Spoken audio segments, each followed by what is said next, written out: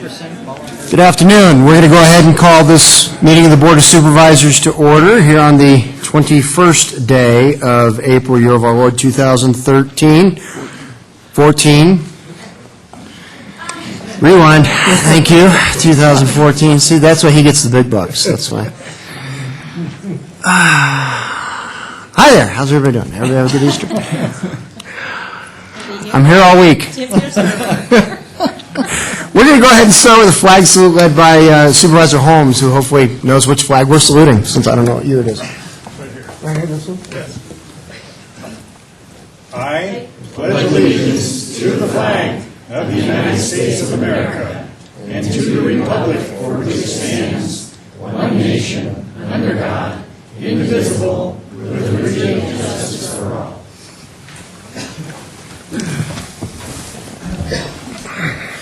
Of course, now I'm wondering what I've been writing in my checks for the past 4 months. No idea. All right, we do have just one item on the agenda, but before we get there, we will ask our clerk to read the meeting procedures, please. Welcome to the Placer County Board of Supervisors meeting of Monday, April 21st, 2014. Agendas are available on the chair on the back of this meeting room. If you are here to speak on an issue not appearing on the agenda, you may do so during the public comment period. There's a 3-minute time limit per speaker. The board is not permitted to take action on items addressed under public comment. When you speak, clearly state your name and address for the record. All items on the agenda will be open for the public to address before final action is taken. There's a 3-minute time limit per speaker, which will be monitored by a timer on the podium. If there's a person speaking on behalf of a group with no other testimony from another member of the group, please identify yourself as such, and your time may be extended at the pleasure of the board. Keep in mind that the chairman has discretion of limiting the total discussion time on any item. It is requested that all cell phones and pagers be either turned off or put in the silent mode. Thank you for your participation and cooperation. Thank you.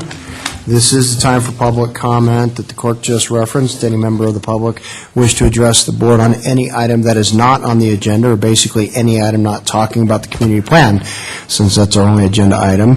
This would be the time to address the board on that item. Please try to limit your comments to 3 minutes, but if you wander over a little bit, we might be tolerant of that. We'll see.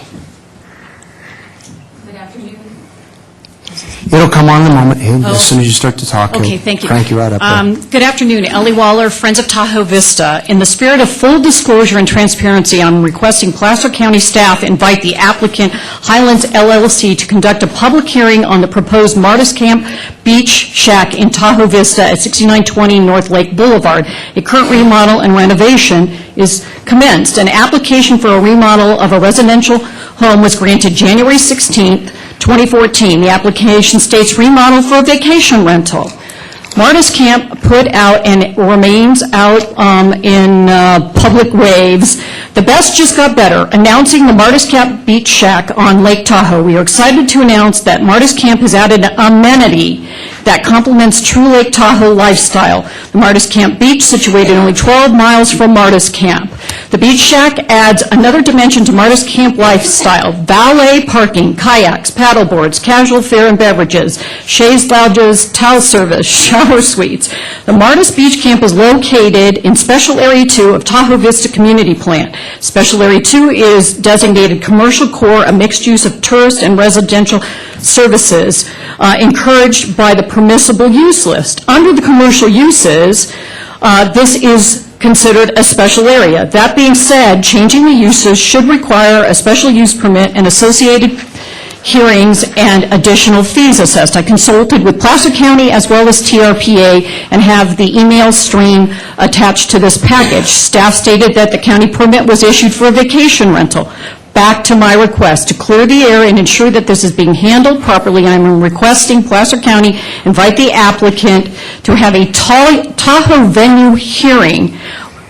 There's lots of questions that go along with this. This request could add permit fees, mitigation fees, and maybe work needs to be stopped until such time that this project can be assessed properly. Thank you. Thank you. Good afternoon, Board, County staff, and my neighbors. My name is Megan Shalimi. I was appointed by this board to represent Kings Beach at Seat 1 of the North Tahoe Regional Advisory Council 6 years ago. I chaired NETRAC, affectionately dubbed the Nitpickers, by my husband 2 years ago. Before NETRAC, I served on the Benefit Fund Committee representing Tahoe for Supervisors, Krantz, and Montgomery. I was on the state-level Citizen Advisory Board for Judge Alan Panesci for the new Tahoe City Courthouse project. This is the first time before the board. My comments today are 2 projects pending in Kings Beach. The project I'm most concerned about is the Tahoe Expedition Academy. Location. Approving the school removes the primary location for mixed use for a boutique hotel or adjacent to the North Tahoe Event Center and the community plan's new vision. 2, traffic and parking. The traffic studies are inadequate and flawed. My neighbor, Tom Burt, whose home is right next to TEA, has the evidence. School traffic will have a huge impact on traffic flow and pedestrian safety in Kings Beach, right in the midst of our $50 million project. Environmental. The TRPA oversight is inadequate. 2 of the buildings sit in an SEZ zone, which is the critical lake filtering device. Exactly the item that the TRPA and community plans are trying to remove from redevelopment. Local economy. We lose TOT, dollars for our parks and trails. And there are real concerns among the business owners, among them loss of business and issues with future liquor licenses from any ongoing restaurants. And the interim ordinance, just to the side, I want to publicly commend the Tahoe Executive Office and Planning for stepping up and floating the interim ordinance in January. I knew what the staff was doing. They wanted time for public review, protect the planning teams, and the community plan update effort. My husband has been in the Tahoe East Plan community update for 2 years. Tragically, this interim ordinance was unanimously denied by this board. Now to the second project, Wagmore's Training and Learning Center, a dog grooming business would not be an allowable use under Kings Beach new vision. So what are we faced with in our town center? A private school. Few of our residents, only a handful of our residents could afford, with multiple traffic and parking issues on the beach at the western gateway and barking dogs at the eastern gateway. It's a slap in the face to all of us who have worked so long and hard to improve Kings Beach. The community plan update effort has gone on too long. We're glad to see it moving forward. At NETRAC meetings, I say, where is the plan? Where is the vision? Where is our roadmap? We need it, and we need it now. I appreciate your attention. A special shout out of thanks to Supervisor Montgomery, who is the hardest working woman I know and has done so much for Lake Tahoe. Thank you. Thank you. Anybody else wish to address the board on the public comment? Yes, ma'am.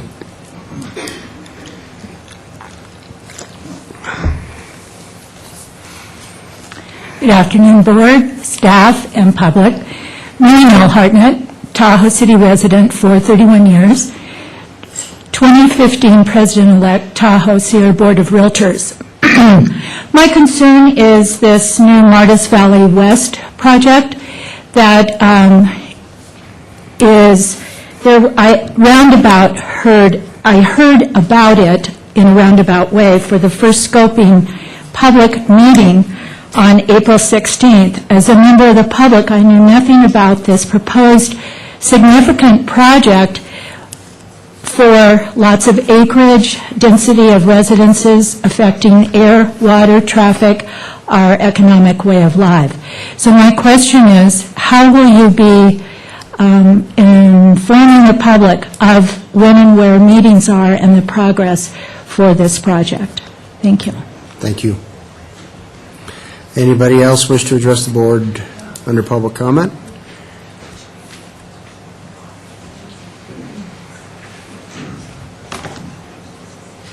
Hello, my name is Tom Burt.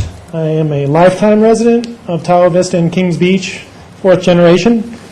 I'm very appreciative of the downtown project. I've seen the downtown change from a great downtown in the old days to what it's turned into in the past, and I'm very excited to see the commercial core going in. But I'm here today to warn the county of the current liability that the county is taking and soon may take unless action is taken towards allowed uses in Kings Beach. 3 years ago, the county okayed the T school at its current location.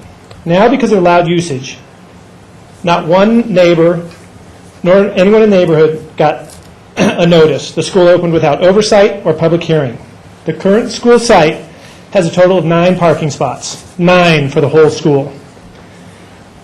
But it gets better. 4 spots were in the garages, and they've turned those into part of the school or storage.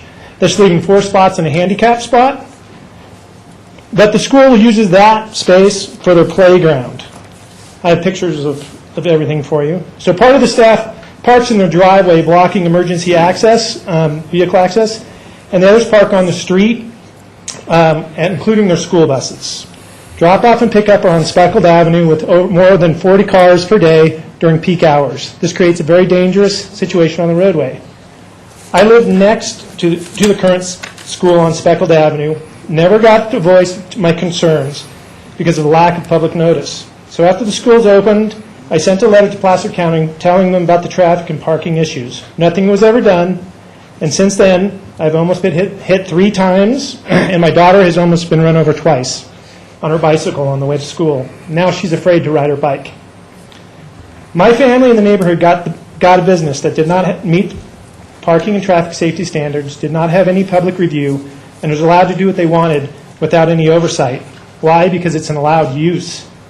But my question is, if something is allowed use, shouldn't there be some sort of review or public hearing to see if businesses will affect their neighbors, either positively or negatively? Or if parts of the business endanger public, should there not be oversight? As of right now, the answer is no. And so the county will be found liable for any issues that arise because of the no oversight was taken.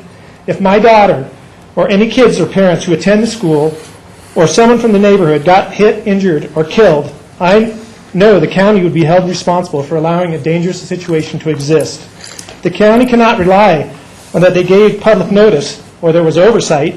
Responsibility lies with them. This is my current concern and my concern for the new T site, which will be a very dangerous situation on the main highway. It is like the dog kennel business being put forth in Kings Beach. Again, allowed use. Guess what? As a neighbor, you get 20 dogs next to your house, no oversight on noise pollution, on the pollution of the dogs, or safety. You don't even get notified that a kennel is going to be next to your house.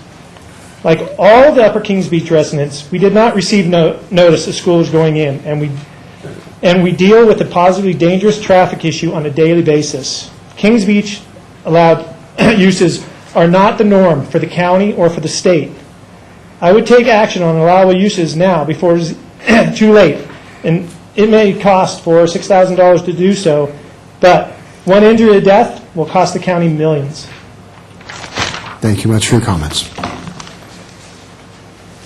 Okay, I see another lady rising to come speak. Is there anybody else that's going to want to speak when she's done, or will she be the last public commenter?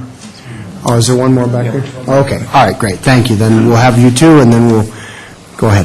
This will be quick. Yes. Yay. Ann Nichols, we're all complaining, aren't we? And it seems to be a common thread, which is lack of notice. And on the Martis Valley West project, which is 760 units on forest zone land, of which 115 units will be on the ridge inside the Tahoe Basin, nobody knows about this. The paper isn't covering it. There were 2 workshops held that no one knew about. The only people there were the League, the Sierra Club, our group, the North Tahoe Preservation Alliance. I mean, this is a big deal. This is a precedent for the basin, and we really need to get the public out, and we need this covered. If the county at NITRAC, it was only announced as, oh, there's going to be this new project, we only have a comment period until the 28th of April on the initial scoping. So I think this is a common thread. We need more public awareness and work in that area. Thank you. Thank you. And sir? My name is Steve Miller. I'm a resident of Kings Beach and property owner as well, and I'm going to pile on.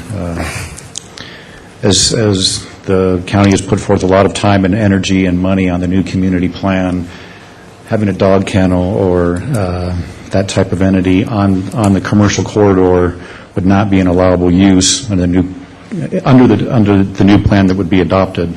I would also say, as a resident, a lakefront resident, that butts up pretty close to my house, and I'm a little concerned about the summertime having 20 dogs running around and just the noise that's involved. At a minimum, what I would like to ask is for the Board of Supervisors to require any new business that falls out of the allowable use of the new plan that wants to open, at least go through a use permit process, so there's some visibility that's brought forth and the ability for the public and the residents to voice their concern and go through the full process, before that business opens. Thank you. Thank you. Okay, we will go ahead and move on with our agenda. We have one item on the agenda this afternoon, and that is a Community Development Resource Agency item and update on the Tahoe Basin Community Plan. Michael Johnson will kick it off, and then I guess Crystal will lead us through the slide presentation. Correct. Good afternoon, Michael Johnson with the Community Development Resource Agency. This afternoon, staff will be presenting you a update on the Tahoe community plans. As the board is aware, this process has been going on for the last couple of years, and through extensive public outreach and involvement, we have gotten to a point where we have the draft community plans ready, and they're being circulated for public review. As part of those community plans, there are some policy documents and statements in there, and staff concluded this is an appropriate time to bring some of those policy issues before your board for consideration. As the board is aware, this is intended to be a workshop. We want some interaction with the board. Crystal Jacobson, who will be leading the presentation, will be looking for input and direction from the board. We're hoping to get the feedback necessary so that we can move forward with the preparation of the environmental document and bring the community plan process to closure sometime in early 2015. And if there are no questions, I'll go ahead and turn it over to Crystal Jacobson for the presentation. Any questions, Michael? Thanks. Thank you, Michael, and good afternoon, Mr. Chairman and Honorable Board. So I'm Crystal Jacobson. I'm with the Planning Department, or Planning Services Division, and I have been the lead updating the county's community and general plans up here in the Basin over the last couple of years. So as Michael noted, the purpose of today's workshop is really threefold. One is to provide a report on the status of our efforts to update the community plan, including next steps and timeline for release of public review draft documents that are about to come out, and then also talk about Planning Commission and Board of Supervisor deliberations as we move forward this next year. We also will go into a second series of topics related to community plan implementation, and so we'll have our CEO staff, Jennifer Merchant, Economic Development staff, Paul Griffith, and then also Department of Public Works, Peter Kratz, talk a little bit about those issues. And then finally, the third facet of the workshop will be to address items discussed at your board's January 21st hearing, and I'll follow through with that topic. So just to give you a little background on the community plan update, again, this was initiated in 2011.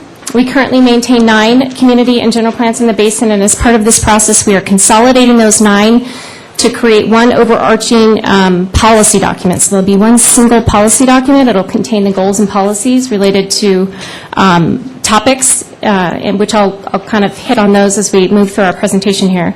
There are also 4 sub-planning areas which were identified, and those were identified for the purpose of developing 4 area plans. The area plans are really the development codes for those areas. They contain the zoning, development standards, design guidelines for the communities within those sub-areas, and I'll show you a map here in a minute. So ultimately, at the end of the day, we will have 5 documents. One is just about to be released to the public, and the other 4 will come out in early summer. So here is a map of the community plan area, the boundary. It includes all 4 areas. We've got the West Shore, what we call Greater Tahoe City, which is from about where we're sitting today here to Dollar Point. And then the North Tahoe West, which includes the communities of Tahoe Vista and Carnelian Bay. And then finally the North Tahoe East, which includes Kings Beach and North State Line. So just to kind of give you an overview of our progress to date, we have had a very robust public outreach process, and I'm going to talk a little bit more about this here in the next couple of slides. But we've had about 27 community workshops and meetings, 6 town hall meetings, stakeholder interviews, regular updates to various different boards in the Basin, and regular updates to our website. We have prepared an existing conditions report, which also included an economic market analysis as an appendix. So that was published last summer and is available on our website. We conducted a Kings Beach vision charrette and preparation of a Kings Beach vision plan, and I'm going to talk at length on that process. Also conducted a Tahoe City Town Center visioning options, kind of a public workshop and preparation of visioning materials for Tahoe City. Conducted a topical policy workshop series in preparation of a policy, it's a policy framework document, which was published in December. And then finally, we have prepared an administrative draft community plan policy document, which has been released recently to our technical advisory committee for comment and feedback on the technical components of that document, and that will be released to the public in May. And then the area plans are, again, the development codes that contain the zoning and development standards and design guidelines. We have a administrative draft, we're calling it like a pilot plan. We're doing one so we make sure that we've got it right, the format right, before we prepare the other 3. So we have one that is an administrative draft form right now, and it is being reviewed right now by our user groups up here in Tahoe, so the planners, planning staff, engineering staff in Tahoe. And then lastly, we have selected an EIS, environmental consultant, and prepared a contract and scope of work, which will be before your board tomorrow. So in terms of public outreach strategy, again, it's been a very robust outreach. The purpose is really to provide guiding principles to ensure that what the documents that we're preparing reflect the participation and feedback of the community stakeholders here in the Basin. As part of that strategy, we had formed a technical advisory committee, so if I refer to a TAC, that's what I'm referring to. We also have 4 separate citizen advisory groups. These are our plan teams, which you heard some of these folks talk about here earlier today. And then it also includes community workshops. That's actually where the teams have met and done extensive work on visioning. We've had regular town hall meetings to report out to the broader community on our status. We've had regular updates to the NITRAC, TRPA, Planning Commission, and your board. And then, again, we have a website which contains all of the documents that we've prepared to date. So it's very transparent, includes, meeting notes, agendas, presentations, everything's up on that website, including newsletters. So a little bit more about the outreach, just to kind of give you more detail on it. We solicited community stakeholder participation after we got the board's approval to initiate the work program. So we started soliciting participation in late 2011, early 2012. We formed the plan teams in the spring and the TAC of 2012, and then we started the visioning in May of 2012. We held 15 plan area team workshops, so those were public meetings where the team met and the public could come and address the work that the team was doing. And then the teams worked primarily on community vision, land use, and scale, so extensive time with the plan teams. And then what we did is we conducted some further sort of focused visioning on the areas of Kings Beach and Tahoe City. And the reason for that is that the areas of Tahoe City and Kings Beach are considered town centers under the TRPA regional plan. And so they're afforded a little bit more opportunity in the sense of redevelopment, so a little increased density and increased height. And so we felt it was necessary to kind of take a closer look at the visioning for Kings Beach and Tahoe City, and we held a charrette for Kings Beach in July of last summer. And it really focused on visioning of the commercial core area as it relates to the public beaches in Kings Beach. We had a series of 5 workshops and meetings, and I'll talk more in depth on that here in a minute. And then we conducted a Tahoe City Town Center Visioning Options Workshop with some plan team meetings late in the summer, early fall of 2013, and I'll talk about those as well. We conducted a series of topical policy workshops in the fall of 2013, so there were 4 workshops total that we held for that. And then altogether, we've had 6 town hall meetings to periodically report out on our status. And then again, presentations, reports to boards. And then I just want to emphasize that website again. It has everything that we've created to date is up online. So just to give you an overview of, actually, before I go on, do you have any questions? Because this is supposed to be an interactive process. So I feel like I've just been talking too much. So.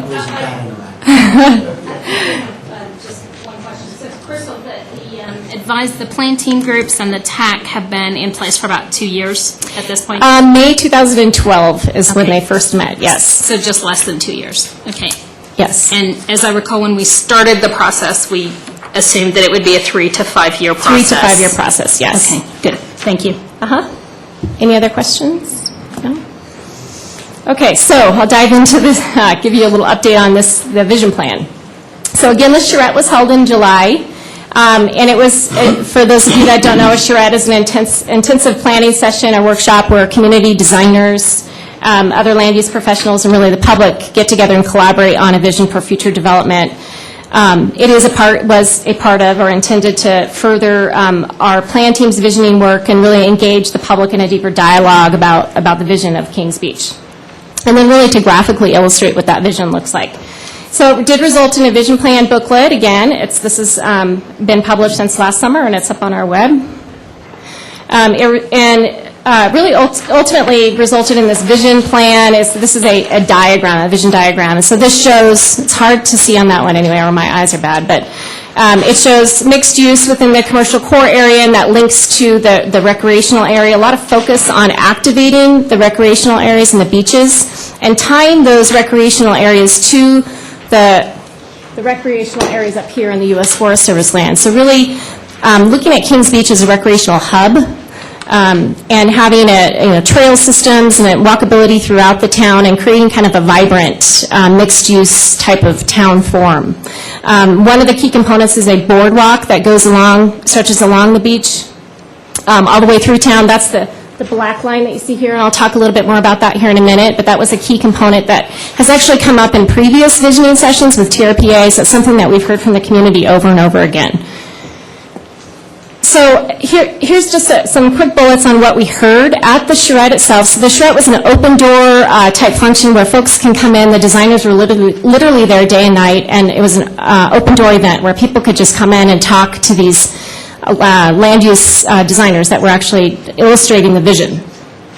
And so what we heard from them is that Kings Beach, there's a lot of constraints in Kings Beach relative to the small parcel size. They're very small, and so folks really wanted to take a kind of a community-wide look at creating solutions that were community-wide and not necessarily parcel-specific, particularly as it relates to parking was a big one. And so location signage and availability of parking, they wanted to look at ways that people could do shared parking or try to disperse parking throughout the town so that folks weren't burdened with the parking requirements. Also constraints relative to what's called a stream environment zone. So those are actually referred to as SEZs. So if you hear me refer to that again in the presentation, that's what that means. So there's a lot of SEZ parcels in Kings Beach that pose some constraints to redevelopment. Need for visual improvements and gateways. Folks really want this sense of you arrive at Kings Beach and to sort of recognize those gateways as you come in. And then some development ideas came about on a couple of different sites, and I'll talk about that here in a minute, mostly about tourist accommodation units, lodging accommodations. And then again, this trails and connectivity, transit, just making sure that people can get around Kings Beach while walking, bicycling, and connecting recreational uses. And so what ultimately resulted from the charrette was that booklet. And inside the booklet, there's some planning principles. These are the guiding principles that help to guide the vision principles that guide the community plan update. And so there are a number of principles.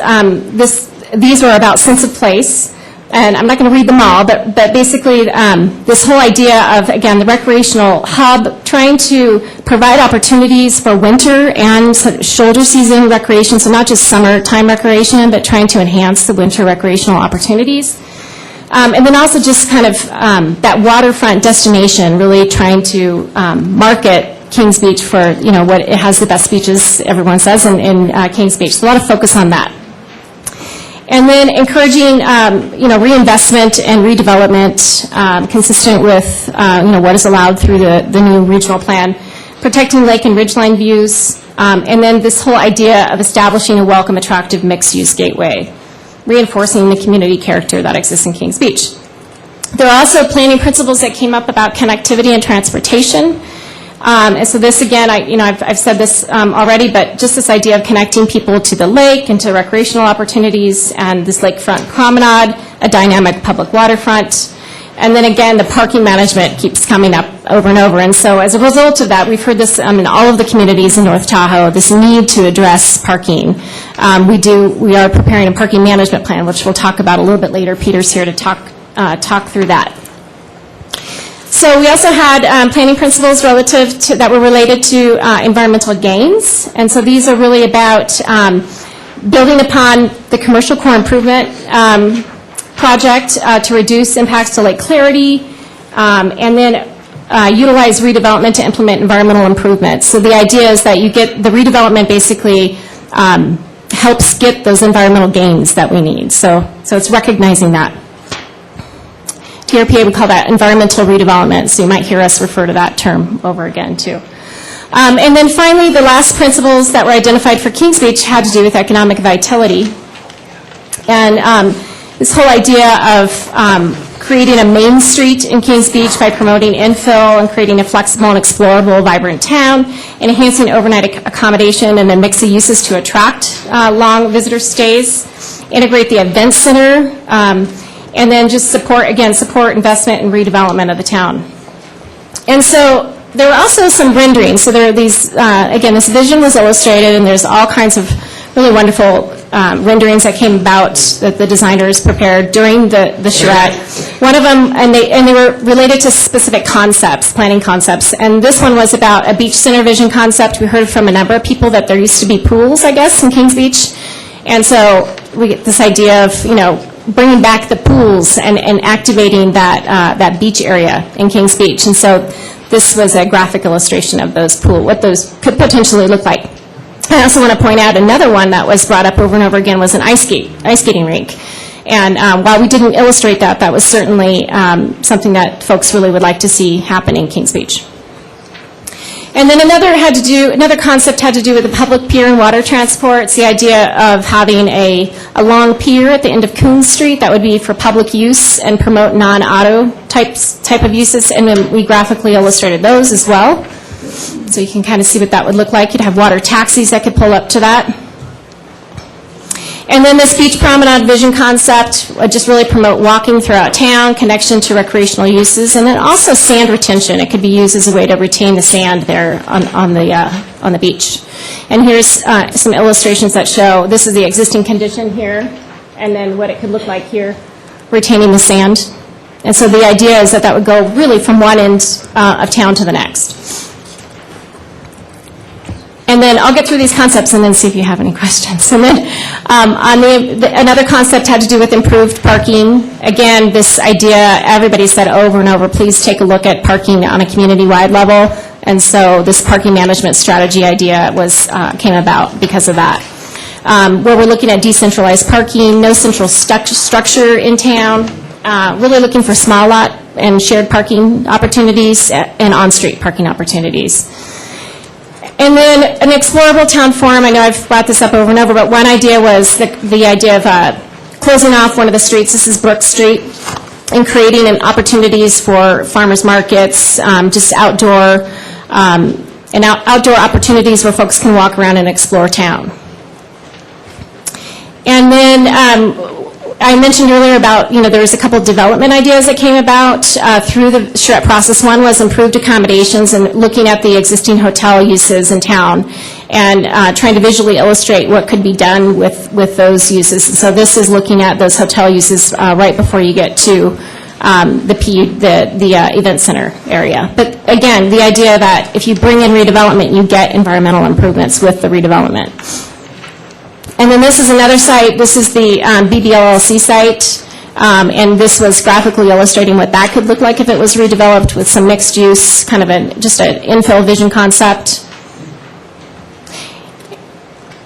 And then finally, the last concept that was illustrated had to do with a gateway. So this would be Highway 267 as it comes into to the main road there. And I just want to point out that this is not a part of the Kings Beach Core Improvement Projects, which Peter can talk, if you have any questions about that, you can ask Peter.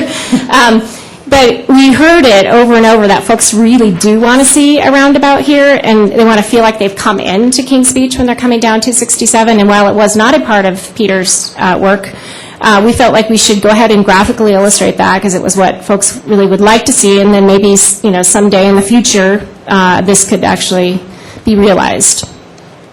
So those are the so that's with Kings Beach. So I want to see if you have any questions about that process or any direction or Just, I know that people were a little bit skeptical about the charrette process, but my understanding is that the actual meeting itself was very positively received, and then the product that came out of this, I've heard really nothing but good things about it. I think it is important just to always remind people that pretty pictures are pretty pictures, and that we've all been fooled by them at least occasionally in the past, and that we just need to be very mindful as we move forward with actual implementation, that this all really essentially, in some respects, gets revisited when we have very specific things coming forward, whether it's a project in the Kings Beach Town Center or, whether it's something in Tahoe City. Pretty pictures are just pretty pictures, but when an actual proposal comes forward for a project on a particular site, we all get a second bite at the apple. right. Right. Yeah. Guess I'm ready for Peter's perspective on the roundabout entryway. Well, Supervisor Weigand, it was studied as part of the CCIP way back in the day, but rejected mainly because of the right-of-way takes that would have to occur. And more than that, putting a new bridge across Griff Creek. And so it became kind of an economic issue that why we took it out of the environmental document at that point in time. Not to say that it couldn't be a future project after we get done with the current project. Any rough cost estimate? Well, now we've had folks come to us on the corner there, at the northeast corner there, saying, hey, we'd be interested, kind of thing. And we actually are in the process of acquiring right-of-way at that intersection for a right-hand turn pocket in the future that's we feel will be needed after we get done with this with the CCIP. So there's some potential momentum going on there, and it's a matter of, I think, partnering with Caltrans, looking at the Griff Creek crossing. What kind of a footprint could we have there without having it be too spendy? So that makes sense. Thanks. Supervisor Holmes, any questions? The various parking locations that we have, the on-street parking and then the lots, is there any intent now, or do you anticipate that will ever be metered, or is it always intended to be free? I'll give it a try. Right, when I get into my presentation about parking management, that is one of those tools that we want to look at, among others, besides things like shared parking. We think that those things should be on the table, and our consultant that we hope to hire through tomorrow's actions will look at those kinds of things. The metering side of it? Potentially, or some sort of paid parking, exactly. And I would say that, the example for me in Tahoe City, for instance, is you've got the private parking in the downtown core with signs that say you can only go to this business if you park here. And I think for the visitor, that's dissuading and I think uninviting for folks. And so that's another example where maybe not paid, but this idea that I think business owners need to work together to give a little bit to make things better for parking. It's not just about building a bunch of new parking facilities, but look at things a little bit differently on the tools that we ought to, I think, have that we don't have right now. So, but right now, there is no plan that when the lots go in, they're going in as metered lots? No, that's correct. Okay. All right, any other questions? No? All right. Thanks. Okay, so real quick, I want to talk about the visioning efforts that we did for Tahoe City. So again, I just want to emphasize that, our plan teams did a lot of visioning early on in the process. We had a lot of meetings where they talked about, their desires for their communities.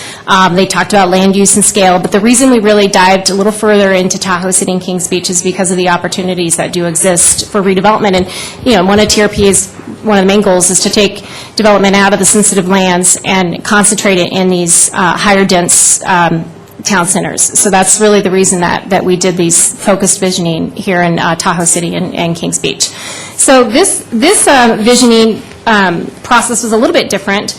There was a Tahoe Visioning Options kind of a booklet that was prepared, and it was created in 2012 by the Tahoe City downtown stakeholders. And it was a process that was not led by the county, but it was kind of running parallel with our initial visioning processes. And so it actually, there were a lot of great concepts and principles that came about with that plan.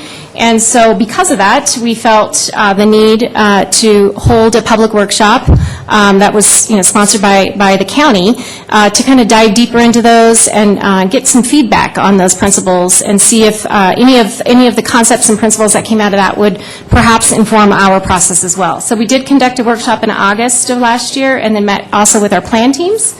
And it resulted in a modified vision diagram and then also some modified principles that we are bringing forward with our process. All of that, again, all of the modifications, the notes to that are on our website. Here's a copy of that visioning. It's a vision alternatives. And really, what we heard is this idea, again, of gateways in Tahoe City and kind of looking at the Y area, and then the areas you come in, the Truckee River corridor, and coming down from, coming westbound or southwest into Tahoe City, and just creating these gateway opportunities. We also, a lot of talk about the desire for mixed use, and then trail connections, a big focus on a river walk along the river, and really looking for opportunities to kind of activate that river corridor area. And then also just connecting that river walk to the trails that you have along the beachfront of Tahoe City. So we've got a lot of really good feedback.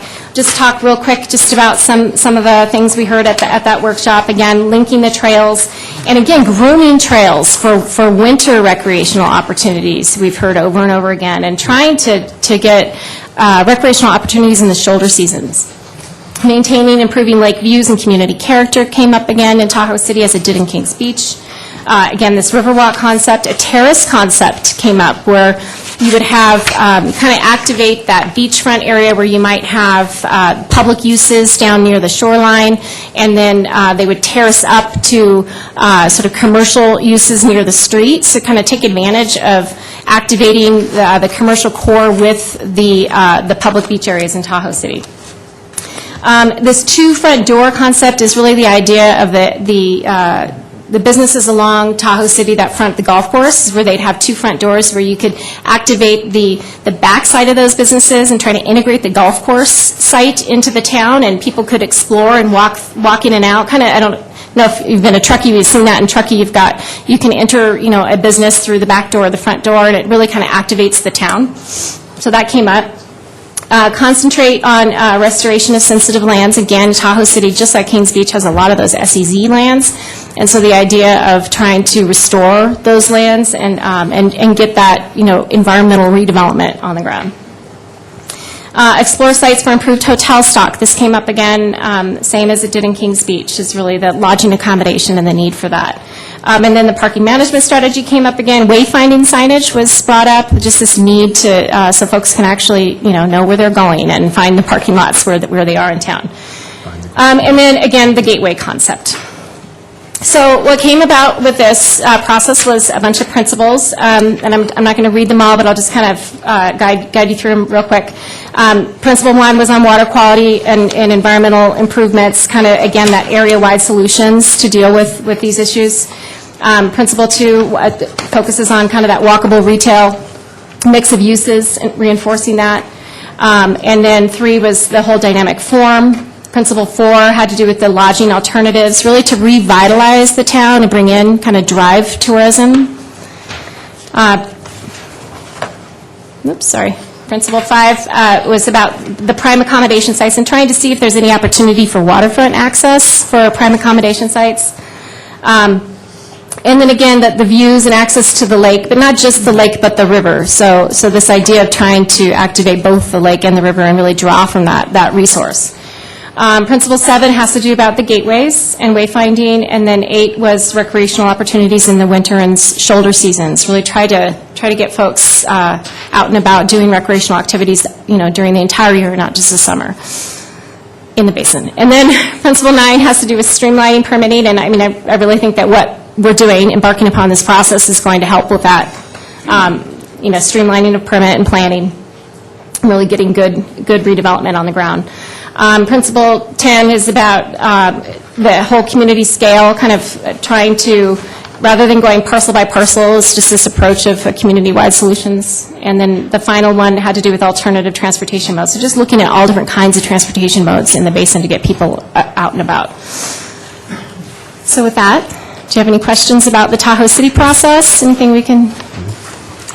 Kirk looks to me because he knows I'm going to have a couple questions. I think the outcome of the visioning process was very useful and very helpful to our process, and taking the two different distinct processes and melding them turned out to be really fruitful. There's a couple of things that I really wanted to highlight, was really talking about that link to the golf course, and this ties to Peter's parking and transit study. Not really transit study, but parking analysis that we'll be talking about a little bit later, which is, when Placer County became one of the partners with the TCPUD and the golf course, really a very strong part of our vision was creating that connectivity behind the businesses that are on 28 and between golf course and 28. And Roger Kahn, who I think I saw in the audience here today, and I have talked a little bit about that two front doors concept, and I think that's really something that's going to be critically important to Tahoe City moving forward. And also, frankly, the idea of getting delivery trucks off Highway 28 and, the poor delivery folks taking their lives in their hands, running through traffic to try to get things into businesses. So I'm hoping that as part of the community plan update process, we can really focus a little bit more on what would it take to get that additional parking and that additional through roadway, essentially, between the existing businesses on 28 and the golf course, because I think that's really going to help downtown Tahoe City. I did have a question about the wayfinding signage, and maybe this is something that Sandy can bring up when the Resort Association gives their update. I know that there was a process that was happening through the Resort Association through funding for wayfinding signage, and I kind of feel like it's at least fallen off my radar, and I would just love to hear where we are in that process, because I think we're doing it. I'm just not sure where we are in the process. Yeah, that's not a process I've led, but I can tell you how we're dealing with it with the community plan update is putting policies, first in the policy document, there's a policy about looking for those opportunities to have programs of that nature. But then in addition to that, we've also incorporated, we're drafting the area plan. And so in the signage standards, we're allowing for flexibility and addressing that wayfinding, allowing for wayfinding signage in that section of the code. So I'm looking at it from a policy perspective and a code perspective. I'm probably not the one to ask about the program itself, but this is interactive, so absolutely. My point is really mainly that we just need to make sure that whatever we're doing on the policy side meshes with the project, the process that the Resort Association is already in for our wayfinding, so that we don't find ourselves at the end of two different processes going, oh, I didn't realize that was happening. So just mainly just a heads up. And then last, the principles I thought were great. One of the things that is a principle that I would have put in there if it were me is kind of a principle that we need to protect public access to our lakeshore. That's something that we really absolutely have to remain focused on, not just in Tahoe City, but throughout the Placer County portions of the lake. It's what brought the lake, is what brought most of us here. And over the years, we've lost a number of public access points, And I just think we need to be very, very mindful that whatever development happens, public, private, partnerships, whatever, we maintain that public access. Okay, thank you. I want to point out, too, that when Peter talks about parking, that Grove Street lot, he'll talk about that in more detail. Good. So. Anybody else have anything else before we move on? No? Nope. Okay. Okay, so I want to talk a little bit about this document here. It's our existing conditions and economic market analysis, which was prepared last summer. So this really serves as background material for the community plan update, and it did include a key piece, which is that economic market analysis. It was an appendix in the document, and I know I've said this before, but this is online on our website. If you haven't taken a look, it is there for you. And so there was a few findings that came out about here which are worth pointing out. The first is really that, I think everybody knows this, but our economy up here is driven by tourism. So that was definitely a finding that that came about of the in the economic market analysis. And so really, you know, the Lake Tahoe is the gem of the Sierras and always will be, you know, attracting tourist visitors. And so the analysis indicated that, you know, we need to look for opportunities to help drive that industry. So Catalyst, it noted that catalyst projects are needed and could help do that. One catalyst project really is the Kings Beach Commercial Core Improvement Project. Certainly will help drive reinvestment in Kings Beach. And so, but looking for that, you know, public investment and how that facilitates private investment as well. And so I think we've been doing a really good job of the public investment, but really the idea of, you know, some key private catalyst projects could help too.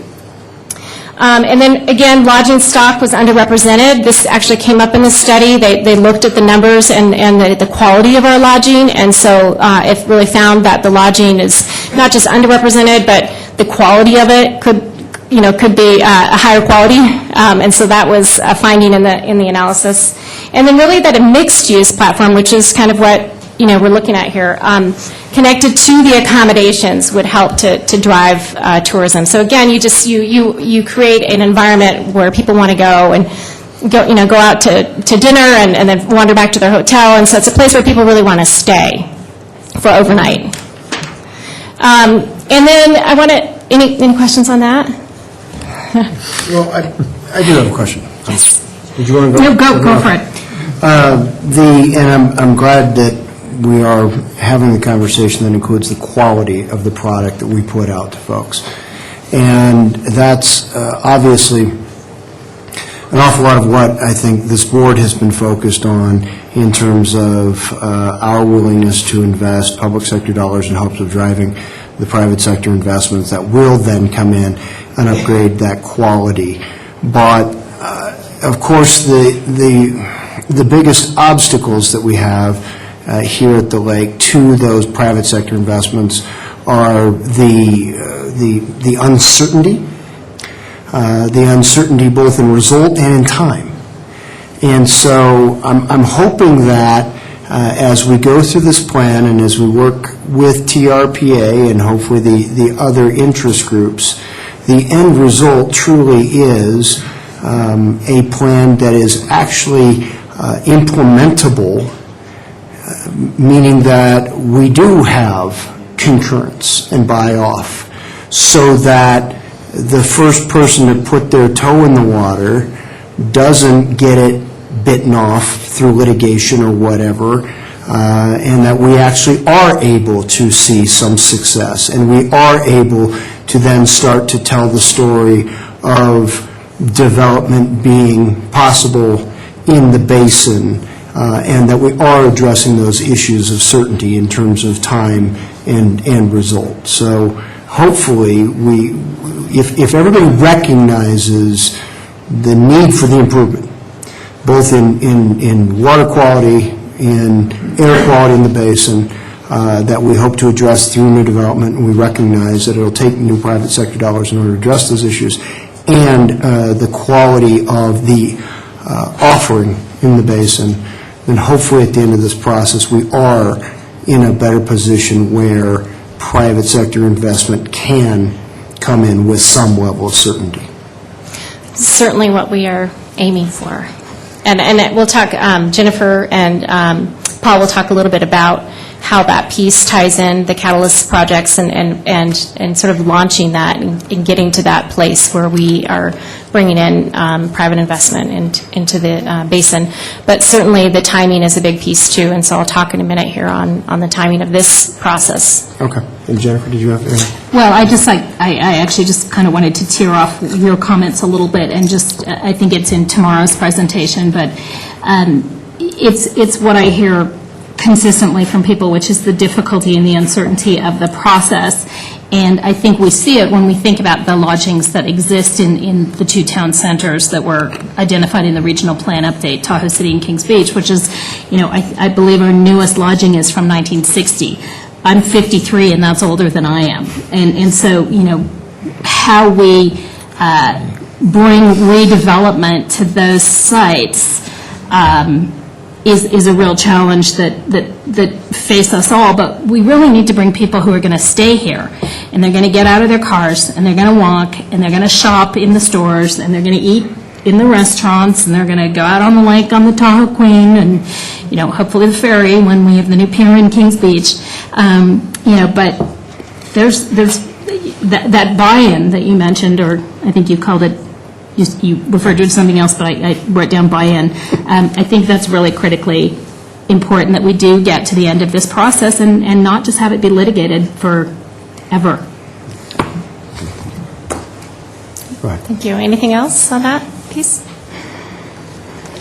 Okay, I want to kind of walk you through another document that was released in December of this last year. And this is a policy, a community plan policy framework. And this, I think, was a little confusing to folks because it was a smaller document, but I want to talk about kind of what it is and how it ties into the work that we're doing. So this document summarizes the goals and the guiding policies that frame up the community plan policy document.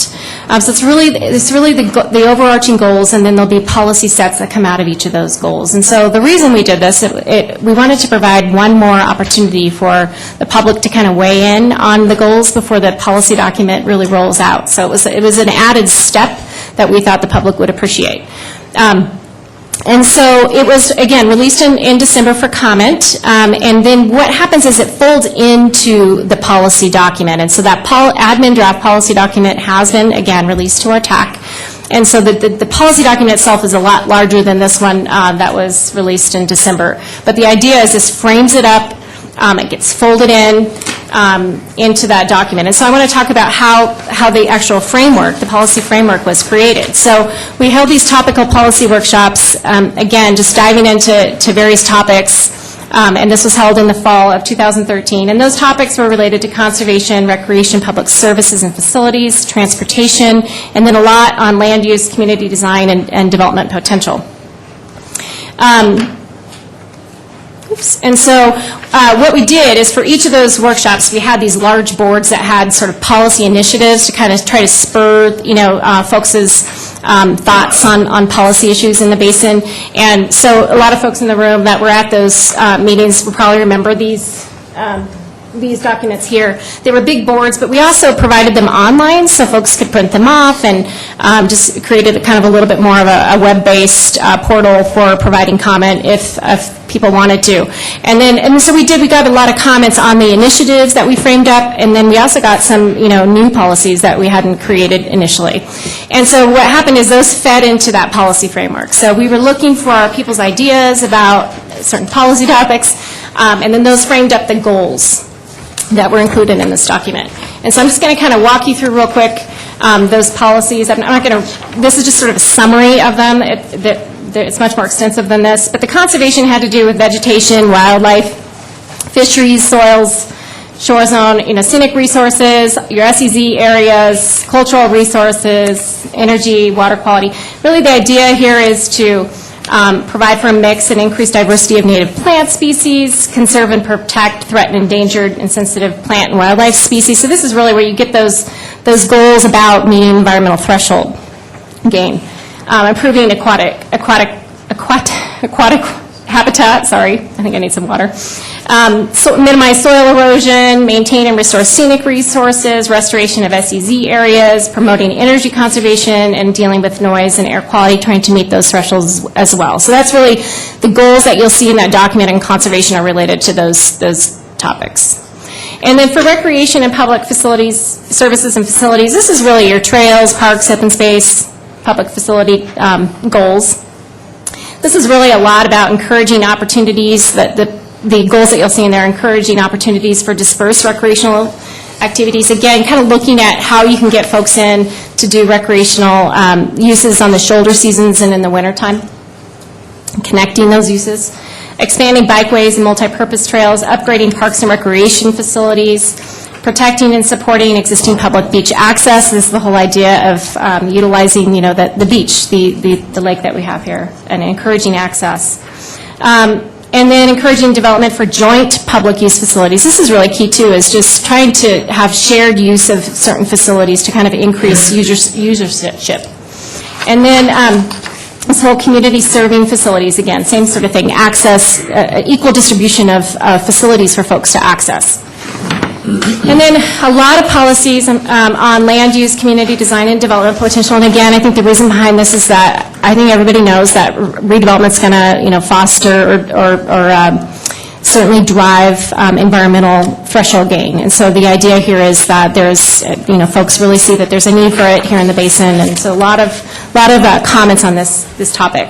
So really the idea is here is to ensure, social, economic, and environmental well-being, this whole idea of sustainability and providing for communities that are going to sustain themselves over time. Retaining and enhancing redevelopment of existing commercial and industrial tourist accommodation land uses. Industrial is a key piece here. There's not a whole lot of industrial land in the Basin, so there's a policy about trying to retain that industrial land that we do have in the Basin. Protecting and preserving residential neighborhoods while also allowing for maybe some limited opportunities for small scale, like a corner market, those kinds of things that came up, so we included that as a goal. Mixed use, another, a goal that is in here. Pedestrian-oriented development, and then again, this idea of encouraging environmental redevelopment of the town centers, and that's absolutely consistent with the TRPA regional plan goal. And I want to point out too, I didn't mention this earlier, but we do have a TRPA rep here, so if any questions come up about TRPA and their process, or how this process relates to theirs, they're here to answer those questions. So really the idea is is developing complete town centers. And then just, again, the key thing here is meeting those environmental threshold gains. And then for transportation, a series of policies, or actually goals that came about related to transportation network, transit, pedestrian, and bicycle.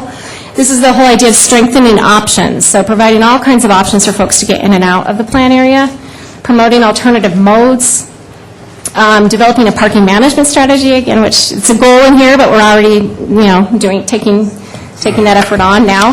Encouraging coordination of transit services, that people are working better together and engaging in sort of a more collaborative process. Expanding networks, the bicycle and pedestrian networks for year-round access. We've heard, like I said earlier, about folks wanting to be able to utilize maybe the bike trails in the wintertime, and so providing for those types of opportunities in the winter months. And then encouraging ongoing sources of regional revenue. So looking for not just, revenue that's ongoing that can help to fund transit, bicycle, and pedestrian, and sort of improvements, operation, and maintenance over time. So that's it on the policies. And so again, I want to reiterate, and I'll go to this next slide because this definitely kind of spells it out here too, but that document really folds into the policy document, and that will be released in May. So this slide just really demonstrates how these pieces sort of fit together. So up at the top, we had our community visioning, starting with what the plan area teams worked on, honing that in a little bit down to the town centers, and kind of diving deeper into the vision for Tahoe City and Kings Beach, and then preparing that existing conditions report, to get an idea of where we're at. And then out of that came those visioning documents that we have that help to inform our planning documents. So that policy framework and the visioning documents inform the draft community plan policy document. And then finally, those area plans at the bottom there, 4 of them, that's where you'll have, that's like your toolbox, if you will. That's where you're going to have all your development standards and design guidelines. So it's kind of an ongoing process, but ultimately at the end of the day, we'll have those 5 final documents. So, any questions on that, on the process or policies? Jennifer? Just a couple of quick things on this. So, Crystal, on this particular slide, in terms of process, we're essentially through this second block and working on the third one. Yes, so this document right here will be, a public review draft will be available in May. Okay. That's with our technical advisory committee right now. We have to make sure we have buy-in from all the regulatory agencies, and so then it'll go out to the public. And we'll be holding, I'll get into that a little bit, but some meetings with the community to review that and provide opportunity for oral, input. Okay, and then I also just wanted to reiterate, I'm sure everyone's aware of it, but with the exception of the specific focuses on the town centers, this same process that Crystal has just gone through took place for West Shore and also took place for the North Tahoe, West Planteam area. We still need to come up with better names for those. I'm open to suggestions, for sure. I know, I get a little tongue-tied with that myself. But, there's been this more stringent focus of attention on Tahoe City and Kings Beach because of their designation as town centers under the TRPA, RPU. So. Yeah, so with that, I'll just point out that, the teams did meet. Like I said, we had about 15 meetings with the teams, really dived into vision, land use, and scale. And so we have actual recommendations from those teams on land use, right down to, all the different kinds of land uses that you're going to see in the development codes. And so we have their recommendation, and then we're looking that over, and staff will have our own proposal for the land uses as well. So that's something that we're doing right now. And so again, I just want to point out that we've got a pilot plan in admin draft form being reviewed by our user groups. The idea was we didn't want to just create 4 all at once. We wanted to do 1, and then that way we have a pretty good form. It's a brand new document. We don't have a document like this now for Tahoe, for anywhere in the basin. So because we were creating something entirely new, the idea was to get 1 in place that everybody is okay with and comfortable with in terms of the format and content. And then after that's in place, it's easier to prepare the other 3. So we do have that 1. Those other 3 will come, real easily after that. So in terms of the process, you asked where we're at. We're actually kind of down in that bond box there. So, any other? No? Yes, sir. Excuse me. Crystal, I just want to thank you for the very thorough document, the hard work you've been doing, putting it together and getting all the community members and the visioning process forward. When I wander through the planning department, I pop in your office several times and ask you what you're up to, and by gosh, it's the Tahoe Basin. It's my life, right? So, yeah, good job. I just wanted to thank you. Thank you very much. I appreciate that. Anything else before I move on? I'm almost done, and then I'll hand it off. You'll have someone else speaking in just a second. My apologies. Oh, look, right here. Peter. Thanks, Crystal. For the record, Peter Kratz with Public Works.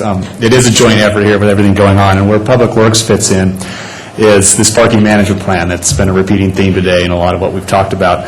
The history here is Public Works was involved several years ago with what's called an in-lieu fee parking program to really try to drive and get more public parking available in mainly the 2 communities of Kings Beach and Tahoe City. And just the timing and the fact that it was really, in my mind, just one tool going forward, I think it just didn't succeed. And so now we're here at this community plan update that I look at as a fresh start to look at parking in both the communities and jurisdiction-wide in the eastern part of Placer County, because what you see on the slide at the bottom is really a split level of program-level analysis where we're going to ask a consultant to look at our parking standards and do parking counts that are 10 years old, and do a lot of things to revise what I see are antiquated parking standards when you look at standards in other destination communities like Park City and places like that. We are really kind of out there in an antiquated way. So a good fresh opportunity with this new community plan update to go forward. And that's really where planning fits in, this program-level analysis, to come back with recommendations from the consultant on what ordinances would change or be updated with parking, and then where Public Works fits in, what projects would come out of this process, and that would be obviously parking facilities. And kind of connecting the dots here would be for instance, the golf course acquisition that we talked about, the Grove Street parking lot that we have in Tahoe City, that's an obvious one where now we have got public right-of-way behind the community core of downtown Tahoe City that could be extended for public parking facilities. It's, right now it's a 25-space parking lot. Getting back to Jennifer's question, that could be expanded to 90 spaces, all behind that core area.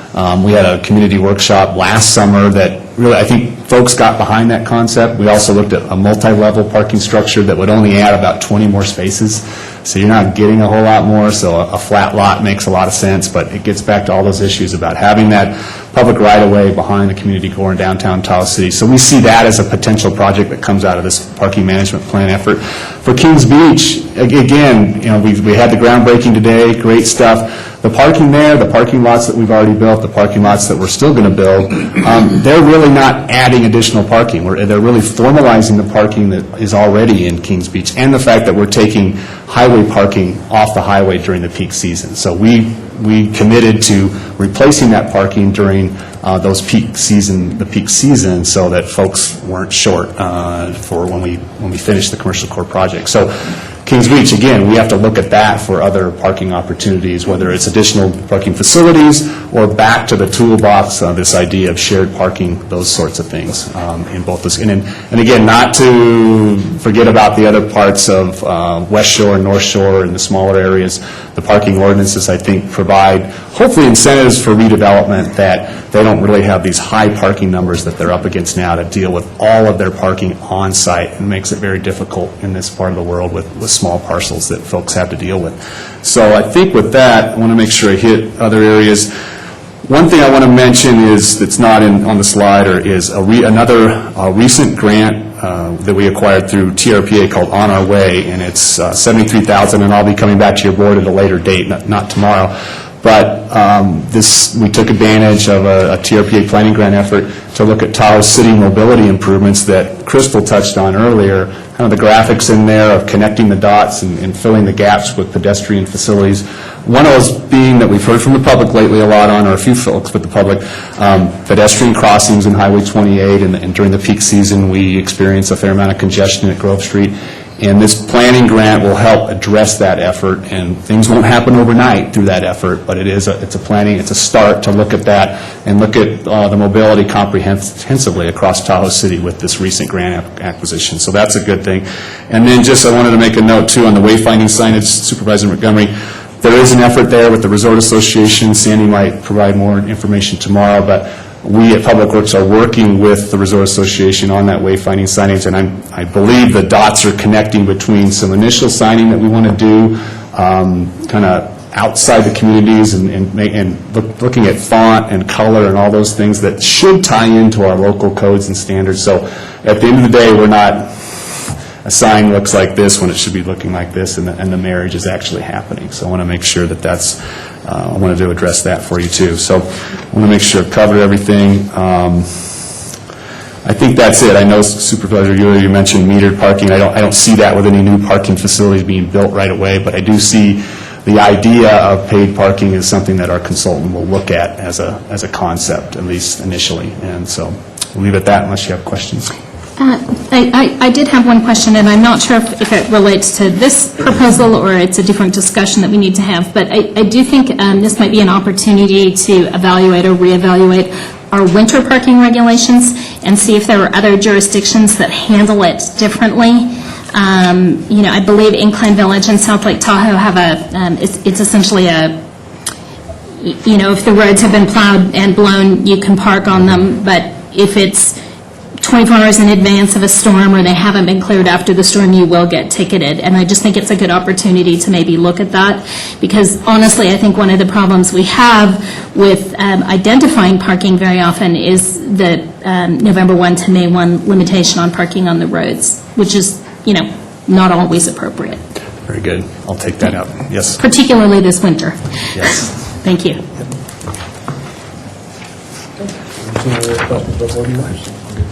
Anything else? No. I want to point out, too, that this effort Peter's group is leading this, but we do have somebody from our staff that is working with him on it, so it's kind of a team approach. And the reason for that is that half of this is going to really kind of dovetail into the area plan, so we're going to be taking out those standards that come about from the plan, new ratios and things like that, and folding them into the area plan. So we are working with him on the parking management plan. And then I wanted to just talk about our community plan update, EIR, EIS. So we have all along anticipated an environmental impact report, environmental impact statement, so a CEQA NEPA document for this. We have selected our consultant, Ascent Environmental, and there will be a proposal before your board tomorrow to award that contract. We anticipate commencing this work in May 1st. And so the scope of work evaluates the community plan policy document, the land use and zoning, so the land use maps and uses and zoning, and then a program level review of opportunity sites, and Jennifer will talk a little bit more about this here in a minute, but those sites are in, again, Tahoe City and Kings Beach. And that's consistent with the TRPA regional plan, goal for town centers to try to redevelop in the town centers. And then it'll also include all or any TRPA regional plan amendments. So, for example, if we are changing, one site, the zoning or the land use of that site, it's not consistent with the regional plan land use designation map, we will have to have an amendment for that. And so the environmental analysis will evaluate impacts associated with those amendments. And then also, we are evaluating impacts at the TRPA maximum allowances for height and density. So we're going to be looking at the maximum, particularly in the town center, again, and Kings Beach. They are allowing us, through the area plan process, to go to a higher density and higher height. And so we'll be analyzing that through this process. And then just to give you kind of a quick look at the budget here, a lot of our work has been prepared with grant funds, which is really great. So the top figure that you see there, the $250, this was a grant that we were awarded. We're part of a partnership here in Tahoe Basin called the Tahoe Basin Partnership for Sustainable Communities. And we received, there's a couple of large grants that were received for the general region, and 250 of those dollars were actually allocated directly to Placer for the preparation of our community plan policy document, the visioning materials that I walked you through earlier, and the background materials, including that existing conditions report and economic market analysis. So it really funded a lot of our work, and we're very, very happy about that.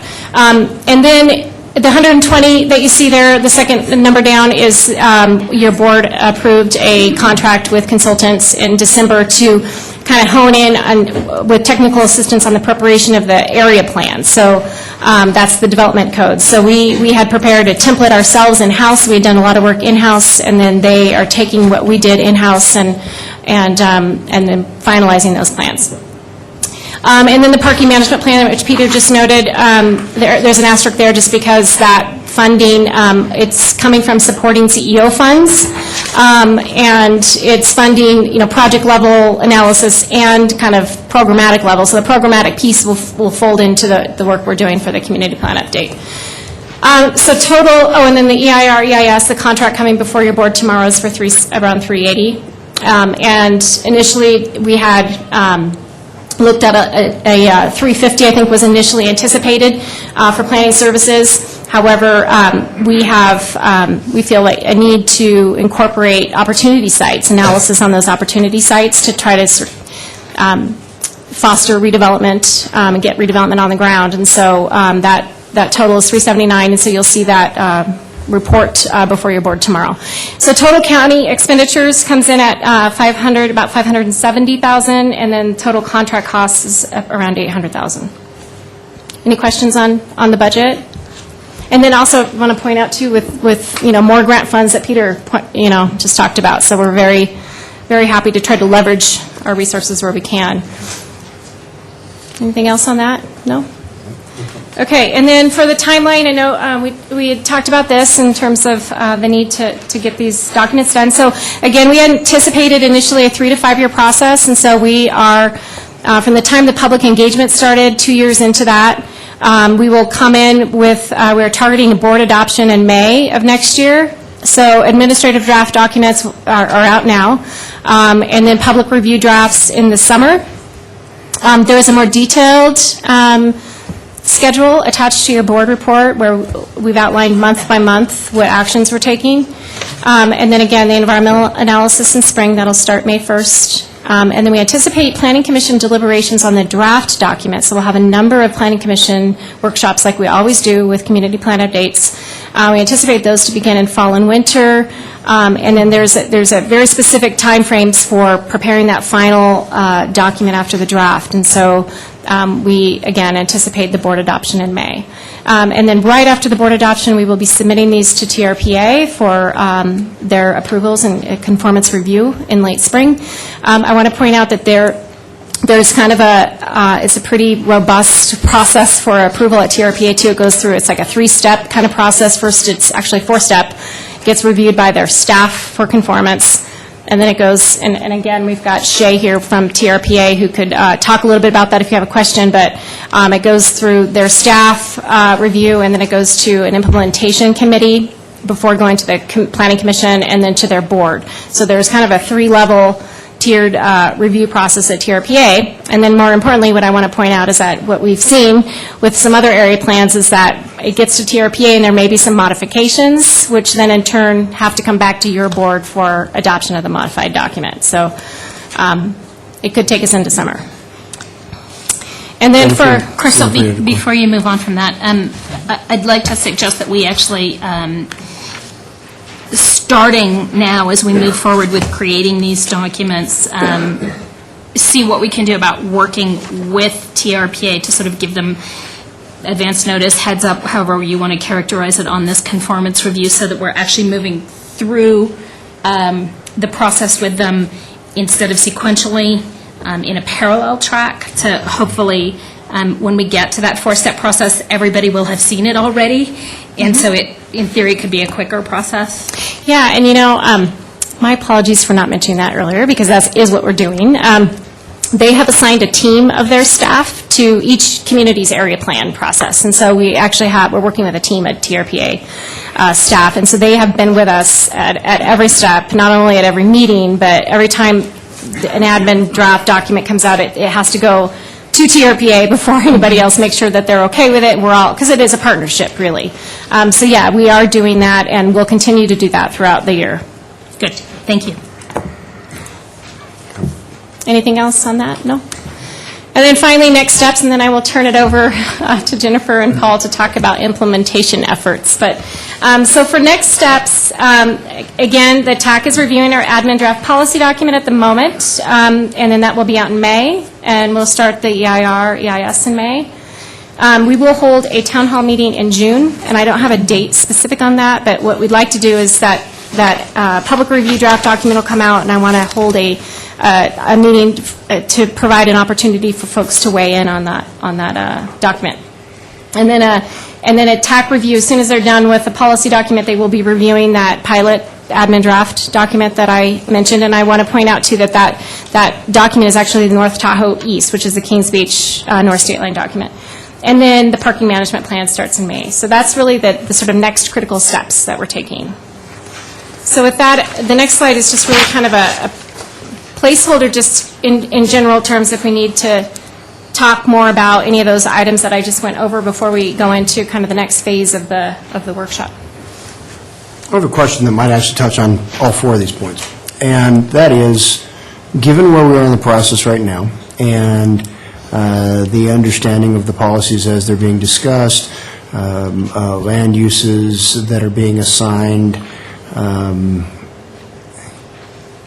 if somebody were to come forward to planning tomorrow and say, I'd like to begin developing a map, and I know that there's risk in me doing it because you don't have an approved plan, but my map, I believe, would be consistent with what it is you folks have put together, and you're saying that next April, or was it April or May? May, I'm sorry, that next May, this might be before the board. I'd like for the week after the board adopts this plan next May, I'd like for the board to be in a position where they could adopt my plan. Could you track concurrently if you had somebody come forward who, of course, you have the issues of tearing off on the environmental document and all the rest. I mean, it wouldn't be obviously the week after. But are we in a position where we could actually begin accepting proposals that are consistent with what we are proposing at this point and allow folks to begin moving forward within our own internal process? It's a really good question. There's nothing to preclude someone for obviously coming in with any proposal. And they could track. I think the problem that they would run into would be the environmental analysis, like you said. So that would be the problem. And then on the timing piece, it's a two-step piece. I mean, you have to go through your board, and then it goes to TRPA, and maybe Shay could kind of talk about, TRPA could get up and talk a little bit about the timing on that piece. But it's really, it would need to have both boards' adoption. So, but hypothetically, I think they could. I think that you would run into that, it would still need to have its own environmental analysis, so the tiering couldn't happen. And then that timing piece is kind of critical. So unless somebody else has something else to add, but I don't know. TRPA wants to add to that, but that would be my take on it. Okay. Yep. Answers my question. Thank you. All right. Seeing nothing else, we'll go ahead and jump into Jennifer. Is it your part of it? It is. Paul and I are sharing it. Okay. So I'm going to get us started. So this is really just an overview of the different sections that we're going to be talking about this afternoon. You already heard from Peter on this first section, the parking improvements, but as it relates in context to implementation, I can answer questions if parking happens to come up through the discussion, or I can toss it back over to Peter to answer the questions. But before I turn it over to Paul, because he's going to be doing the first section here, I did want to remind the board that this is an interactive presentation, so feel free to ask questions to stop us. We're not going to be upset if you do that. So glad to know. Let's move forward. We'll keep reminding you and stopping for questions. Paul? So as you've heard, the TRPA has a key goal. I'm going to redirect the microphone a little bit, Jennifer, there. Thank you. As you've heard, a key goal to the TRP regional plan is for town center revitalization. Last year, we began meetings with a group of people in Tahoe City that were representative of business owners, property owners, business associations, the Resort Association, and the PUD. What we determined and decided was we needed to focus on projects that were of a scale and size that they would have positive ripple impact throughout the communities, both environmentally and economically. And on this chart, the first four you can see are what we've primarily focused on. We put we termed the projects catalyst projects, and we put them into buckets based on what we thought the timing of either the project would be or how much time it would take to get the project rolling. And so our focus has really been on the first four that you see, the golf course, Hendrickson, existing property renovations, and the Fanny Bridge State Route 89 at the Y.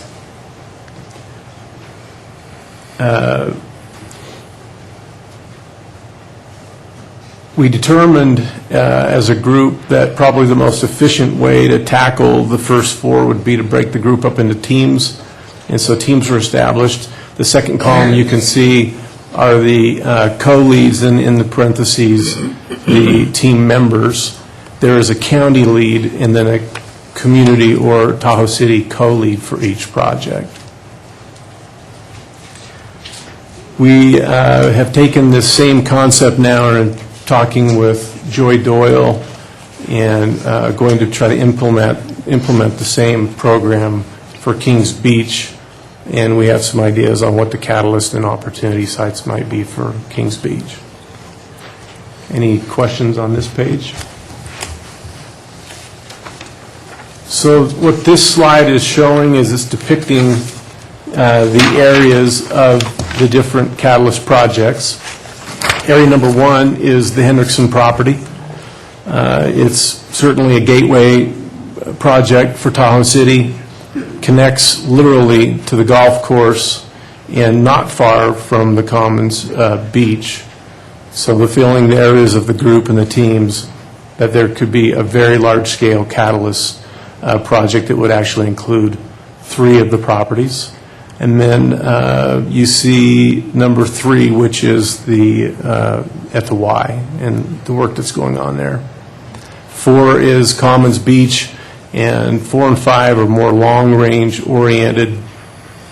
So we haven't focused a lot of attention on those recently, but number 5 would be a project that would include some waterfront or lakefront renovation and potential commercial development. One thing to note, new projects could come into play, and we said we'd be flexible and add projects as they came about, and we can accelerate or slow down any of these projects as well. Any questions? All right. So an example catalyst project would be the Hendrickson property. The slide on the left is a photo of the Hendrickson property today. The slide on the right is an area a little larger than the Hendrickson property, but we're showing it because it was part of a visioning project done in 2012 and shows a potential lodging component and connection to the golf course. That's important today because the property, Hendrickson property, went on the market for sale last year and is in contract with an investor who would like to work on a proposed lodging project for the Hendrickson site. And we're excited about that because of his discussions and work with the community, the PUD, in the county, and his realization of the benefits to connect to the golf course and the beach. Any questions on that side? Moving on. Thank you. So in Kings Beach, we have potential catalyst and opportunity sites. Catalyst sites are circled in the yellow, and opportunity sites are in the blue. The number 1 catalyst site that I think all of you are familiar with is what we refer to as the King Beach Town Center, also known as the Bblc property. Clearly, its location and scale make it a very high potential catalyst project, and it would be in the immediate category as it's certainly in the next 1 to 3 year time frame. 2 is the Kings Beach itself and the event center, and there's an obvious tie and hope to tie that along with the town center project itself. 3, 4, and 5 are former redevelopment agency properties. We've circled those as opportunity sites instead of catalyst sites, again, because their scale and size is probably not such that individually they would create a large community ripple impact, but nonetheless, they're all very important. And then 6 is a long-range future commercial development project across from the current Ferrari Crown Hotel. Any questions on that slide? Yes, just I think it's important to note that on the Kings Beach Catalyst and Opportunity sites, Placer County has control over 3, 4, and 5 right now. It sounds like, looking at tomorrow's agenda, as if we will have control over number 1 fairly soon, but 2 and 6 are held by entities other than us. Is that correct? Correct. And number 1, in fairness to the current property owner, it's still not the county's property. It's still not the county's property, understood, but soon to be possibly. We have some hope. Yes. Okay. So again, as an example of a catalyst project, and one that's probably most immediate, is the Kings Beach Town Center Bblc property that Supervisor Montgomery just mentioned. On the left is a picture of it today. On the right is a artist rendering that was done from the visioning charrette. And as was stated earlier as well, this is just a picture. It's conceptual, but the concept is it would be a mixed-use project. And certainly because of the size of the project, it's, I think, close to 3.5 acres. It would allow and be a perfect place to have mixed-use lodging, office, retail, and some community services. Any questions on that slide? Now to the fun stuff. Just kidding, Paul. Okay, you have seen this slide before, so it's probably going to look a little familiar to you. These charts are from the 2012 Dean Runyon study, The Economic Significance of Travel to North Lake Tahoe. For today, I'd like you to focus on the yellow highlighted number on the upper left, which shows the spend per day by visitors who are staying in hotel, motel, and bed and breakfast lodging products, so overnight accommodations in the North Lake Tahoe area. You see it surpasses spend for those staying in rented condominiums and private homes by a pretty good amount. And even more importantly, the figure shows the difference in visitor spend for overnight visitors versus day trippers, $107 per day per person. And to dig into the numbers on this a little bit deeper, while visitors stay in hotels, motels, and bed and breakfast make up only 28% of the total visitation to North Lake Tahoe each year, they comprise 42% of all visitor spending.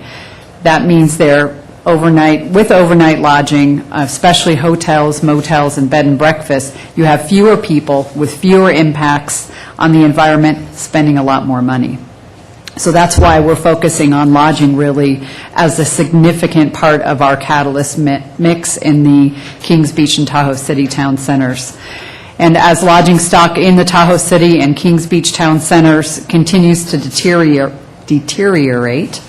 the day trip rate grows from the resorts outside of the Tahoe Basin, and this means that they're spending less money in Kings Beach and Tahoe City, more money outside of the Basin, and we've also got those impacts of them driving in and out of the Basin to access Lake Tahoe, creating impacts on traffic.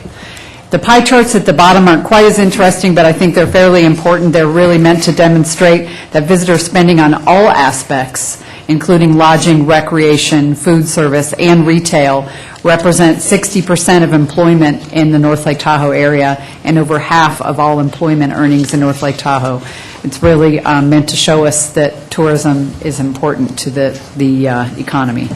You doing that for me, Paul? I'll let you do it. Oh, you're going to let me do it? Okay. Thanks. So I'd really like to make a case for focused investment in on lodging. So now that you understand the impact that tourism has, especially lodging, on the North Lake Tahoe economy, I'd like to help you understand a little bit more about our challenge in securing new lodging investment. There has been, as Jennifer referenced earlier, no investment in lodging in the town centers in over 50 years. And yes, the last place, I think it was the Seven Pines Motel. Dave Ferrari, our historian, may be the most familiar with this. Seven Pines Motel, I think, was completed in 1962. And I hate to call it dilapidated because I'm looking in the mirror. That's why we do all that we do. But there's a reason why it's not attracting the number of visitors that it used to back in its heyday in the 60s. In fact, according to the Economic and Market Analysis Report that was prepared for the community plan, there currently is no more property class that is more underrepresented in North Lake Tahoe than the hotel sector. So even though it's really the foundation of our economy, it's underrepresented in the mix of all properties. And you add to that in response to overdevelopment on the South Shore that occurred back in the 60s and 70s, even more so, far more so than on the North Shore. In 1987, TRPA capped tourist accommodation units at the number that had already been developed by that time. So, in other words, no new tourist accommodation units can ever occur in the Tahoe Basin according to the regional plan. So from Placer County's perspective, even though there had been no new development since 1962, the status quo was memorialized in perpetuity here. And even though nearly $200 million in public funds have been invested in the Tahoe Basin communities for much-needed environmental improvement projects and heavily used recreation projects over the last 2 decades, The private investment has not followed. This is a real indicator that something is wrong, and we need to figure out what that is and try to fix it. Simply put, with access and visibility to Lake Tahoe enjoyed by the lakeside communities, our major competitive advantages, they are not being fully leveraged as economic development opportunities today. And unfortunately, just as the economy is pushing forward again, the county has lost a significant tool to incentivize private investment in Tahoe City and Kings Beach with the loss of the redevelopment agency. The graphic at the bottom of this slide really tells part of the story why there has been no lodging investment in the last 50 years. It costs roughly $100,000 less per room to develop outside of the Tahoe Basin than it costs to develop inside the Tahoe Basin. And that is precisely why you see investment in North Star, Squaw Valley, Truckee, the Wine Country, the Central Coast, and other mountain resort competitors, and you don't see that same development or interest in investing in the Tahoe Basin. So to do the simple math, and it's just an example, a 100-room hotel can cost as much as $1.5 million more to develop inside the basin than it costs to develop outside of the basin. You have any questions? Try not to depress you too much. Let's move forward. No, it's okay. I'll do it. If I forget, though, you can help me. So Tahoe Basin lodging cost drivers, and Kirk really got to this question earlier during Crystal's comments, but it really tells the story of all the different pieces, I think, pretty well. So why does it cost $100,000 per room to develop in the Tahoe Basin? Here's your answer. For a variety of reasons, there is greater risk and higher cost. So let me walk you through all these little pieces in this slide here. Environmental regulations in the Tahoe Basin impact project costs in many ways. First, the dual environmental review in the form of CEQA, a required EIR through the state of California and Placer County, but also the TRPA's required environmental impact statement, which is a very similar document but a little bit different, is expensive and it takes more time to develop. There is also risk associated with this dual process because it causes two separate opportunities for appeal and litigation. Other regulations that impact project cost are restrictions on height, density, and total land coverage, which limit the total size of a project, driving up the cost per unit. Land costs are higher in the Tahoe Basin than outside the Tahoe Basin, for the most part. I'm sure you can find some places in California that are commensurate, but there aren't many. And while seasonality might have some impact on construction costs, and certainly does, it is mostly tied to return on investment.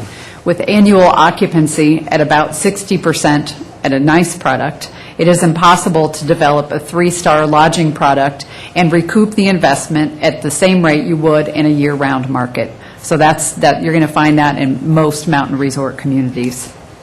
And to put it all in context, let's say someone has purchased an expensive piece of land. They can cover a maximum of 30% of it. They are limited to 4 stories and 40 units per acre. And you add to that the requirement to acquire scarce and costly land development commodities, those are the ones highlighted in yellow there, such as tourist accommodation units, prior to receiving a permit, and you get a better understanding for why there's been a lack of investment in town centers over the last 50 years. And while the focus here is on lodging, investment for other project types that complement the tourism economy, as well as growing existing businesses, carry many of the same risks and costs and may also warrant county investment consideration. Land use commodities. The staff report goes into quite a bit of detail defining the different commodity types listed here, and I think your board is familiar with most, if not all of them. So unless you have specific questions, I'll jump right into the TAUs. They were highlighted on that previous slide because acquiring commodities is a challenge to attracting investment. TRPA's regional plan update provides incentives to relocate dilapidated lodging outside of town centers to move them inside of town centers in order to meet water and air quality goals. The new code allows up to a 3-to-1 ratio for each unit removed from a stream environment zone and replaced inside of a town center. And while this code change is a vast improvement, a significant amount of time and resources must still be allocated to acquiring TAUs, which means investment risk and costs persist. I'm going to take a little break here and ask you if you have any questions or have any comments. Jennifer, I did have one question about the relationship between TAUs and CFA. And I know that the TRPA allows TAUs to be converted to CFA, but not vice versa. What's the reasoning behind that? Do you know? I don't know, but I do know that I've got a slide up here that we'll talk about in a minute, but there are two opportunities to analyze that we are considering right now, both through the area plan and through a kind of an offline collaborative effort to look at the ability to transfer commercial floor area to tourist accommodation units. So, okay. something we're considering. Do we have an understanding or analysis of the different impacts between TAUs per square foot versus CFA per square foot? I would say we don't have a strong handle on it. It's going to be analyzed in the environmental document. Usually, when people come and stay overnight, if there is CFA nearby, that's a way to keep them out of their car so that they can walk around through a community, which is why mixed-use development was so prominently focused on in TRPA's regional plan, because it does provide for pedestrian and transit-oriented communities that reduce environmental impacts.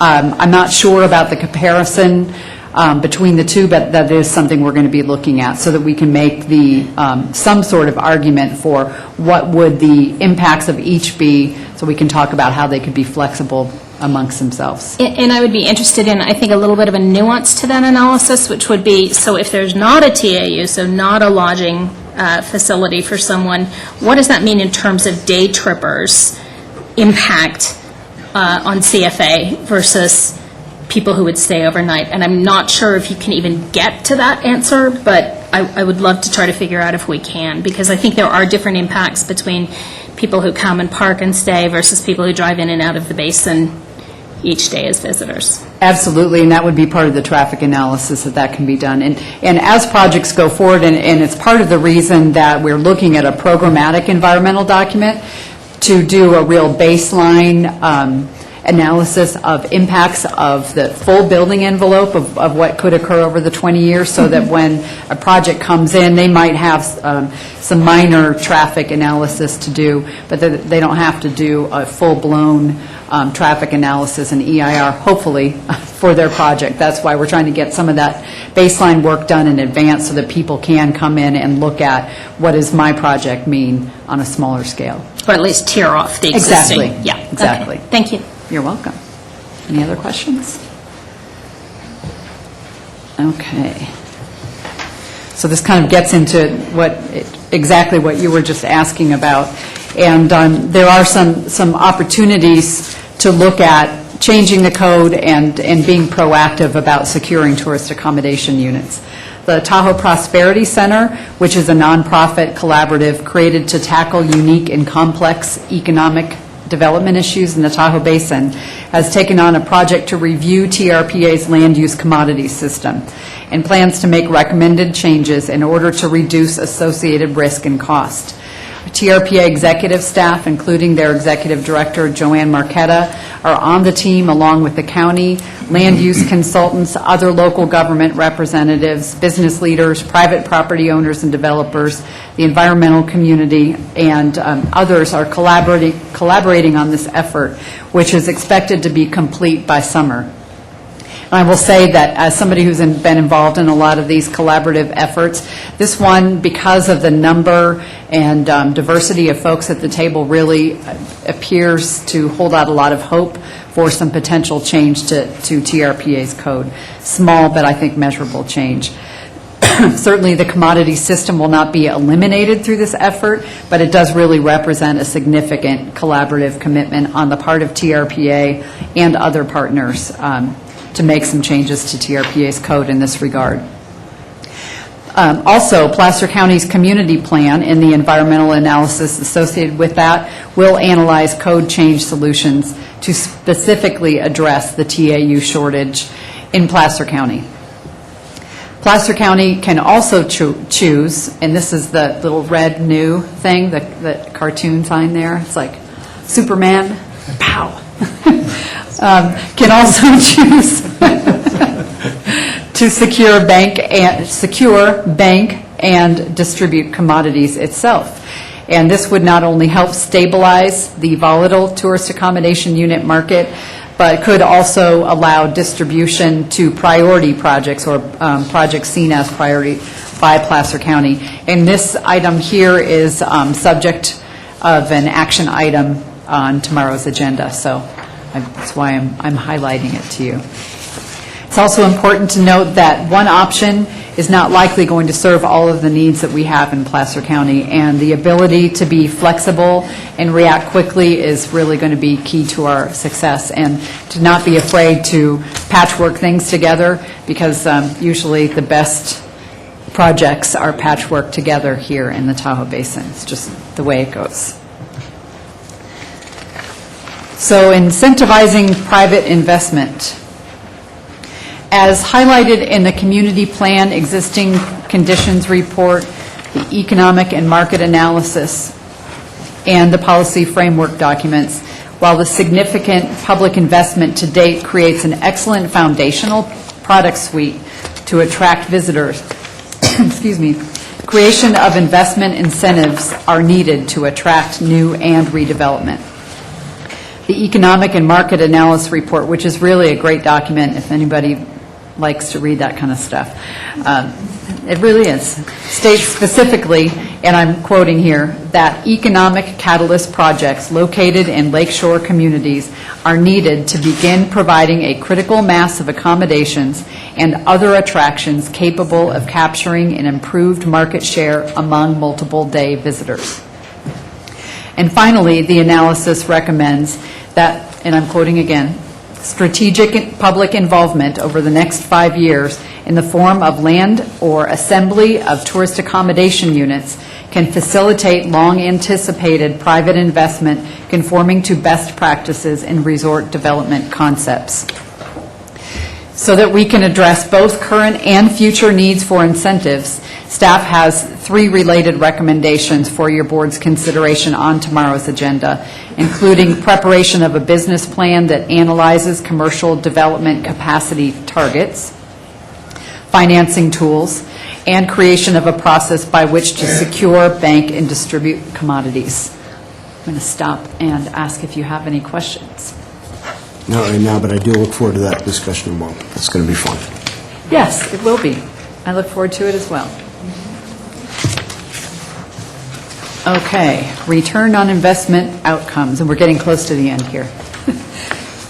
Finally, I do want to talk a little bit about return on the public dollar invested, because public dollar investment is key, and we hope to get a return on that, not just in visitation in general, but in the type of visitation that we're trying to attract. Investment in incentives for redevelopment of the town centers will yield achievement of not only environmental targets and long-term economic sustainability. As just presented, significant investment in environmental and recreation improvements that attract visitors have been made to date. $200 million is a huge investment over the last 20 years. Incentivizing investment in lodging in the Tahoe City and Kings Beach town centers that is integrated with mixed-use commercial space can result in attracting overnight visitors, resulting in the highest return on investment, while also minimizing vehicle trips and generating community wealth. So this is just kind of the same slide as you saw at the beginning with all of the reminders here. If you have any more further questions on any of the areas that we have discussed. So is that your way of saying you're done with staff's presentation at this point? We are officially No, wait, there's more. done with this portion of the presentation. But wait, there's more. Clicker? So the He'll get you in just one second. The last piece of our workshop is to address the items that your board directed us to explore at the January 21st hearing, and they were related to allowed uses in the town center. So your board directed our staff to explore a public noticing process for allowed uses in town centers, design review process and modification to the existing design review process, creation of a special use zoning map overlay, and then reassigning, redirecting staff resources where needed. So I'm going to kind of hit on all this, and it certainly is outlined in your staff report package as well. So first we'll talk about public noticing process for allowed uses. So currently, under our code, there is no public noticing process for allowed uses, so uses allowed by right. Notification can only be, we explored this from a legal perspective. Notification can only be applied to a discretionary process. So it's those projects that go through some sort of discretionary review. And the only discretionary review for some allowed uses in town centers is what we call design review. And so currently, there's no notification process. So the public does not, they're not aware of and they're not noticed of any design review applications that come into the county in the town centers of Tahoe, or the Tahoe Basin. So the notification could be applied to the design review process, but it would require a county-initiated zoning text amendment and environmental review. I do want to point out that we have design review committees that help to review the design review applications that come in. So it's really a staff-level type of review, and then it goes a step further where we engage a design review committee on design specifics, and I'll get to this in my next slide, but we do have in Tahoe a little bit of a different process for design review than we do outside of the basin. The rest of the county, it's more of just a staff level review. So if we wanted to modify the public noticing process and allow projects that came in for design review to go through some sort of public noticing, it would require what we call a ZTA, which is its own separate kind of county-initiated process, and would, staff would be assigned to that, and it would require an environmental analysis of that process. But I do want to point out, so there is a way to do that on the interim, but I should point out that process can really be written into the work that we're doing right now. And so that process could take anywhere from, a typical ZTA could go 6 to 9 months, because there's a level of review that needs to be done when you're processing a zoning text amendment, including interdepartmental review, and then we'd go before the NITRAC, and then the Planning Commission and the board, and so there's a level of review time that's needed to do that.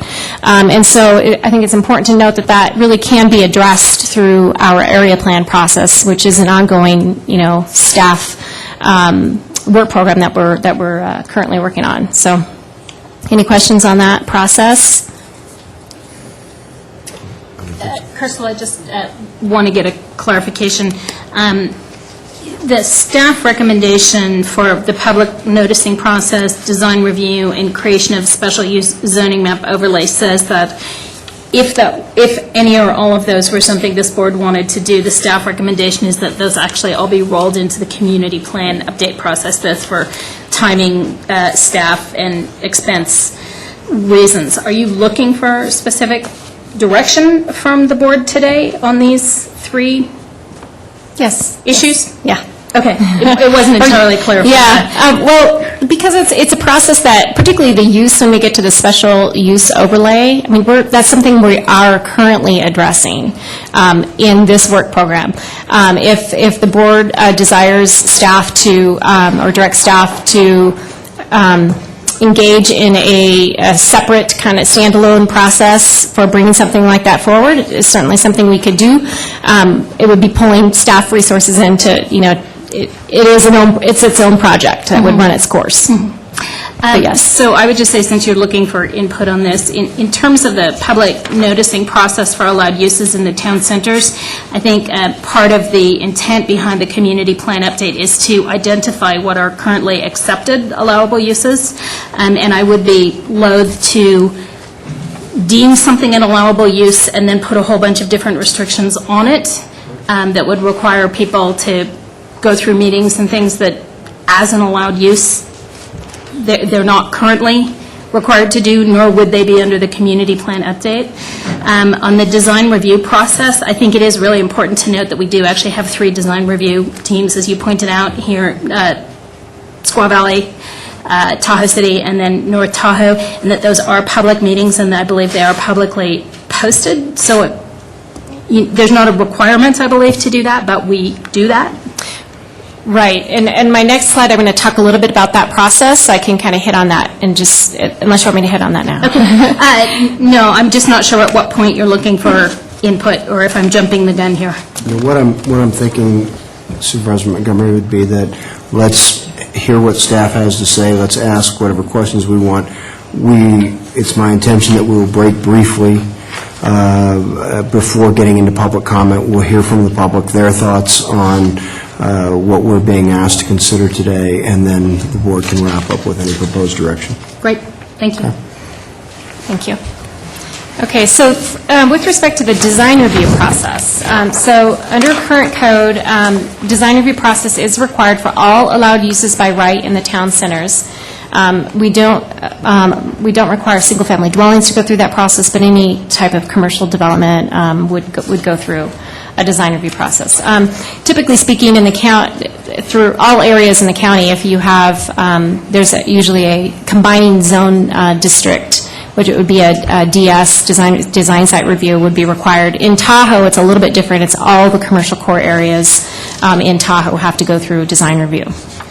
And so that process includes, again, it's design review committees and staff look together at site design compliance with our codes, our standards, guidelines, which include zoning, setbacks and building height, parking and landscaping, signs and lighting, traffic, fire and access, building materials and colors. There's a number of things that they look at, project specific, but what is important is that design review, it doesn't go before a hearing body, so it's not something that is public. When I say publicly noticed, certainly the meetings are public, and so there's a posting of the meeting, but we don't notice property owners around that site that comes in for a project application. So, for a hearing body, a zoning administrator hearing or a planning commission hearing, we notice 300 feet around the site within a specific time, 10 days before the hearing. And so that those folks would have an opportunity to weigh in either with written comments or show up at a hearing and speak. And then they also have appeal rights, which is different here. So the design review process does not go before a hearing body, but do go before the committee. So the committee kind of weighs in, largely advisory type of a weigh-in.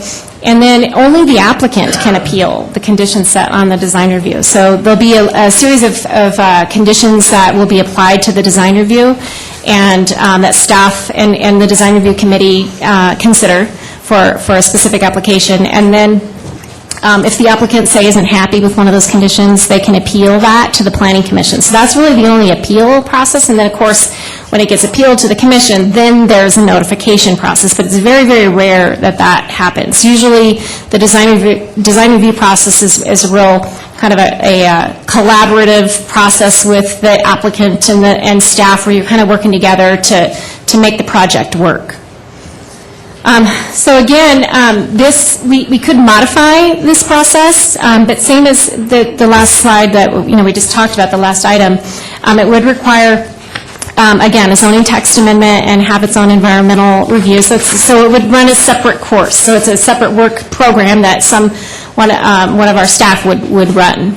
And then again, it could also be included in the work that we're currently doing, and we are looking at that, at what is the appropriate level of review for what types of uses? It's something we're currently considering.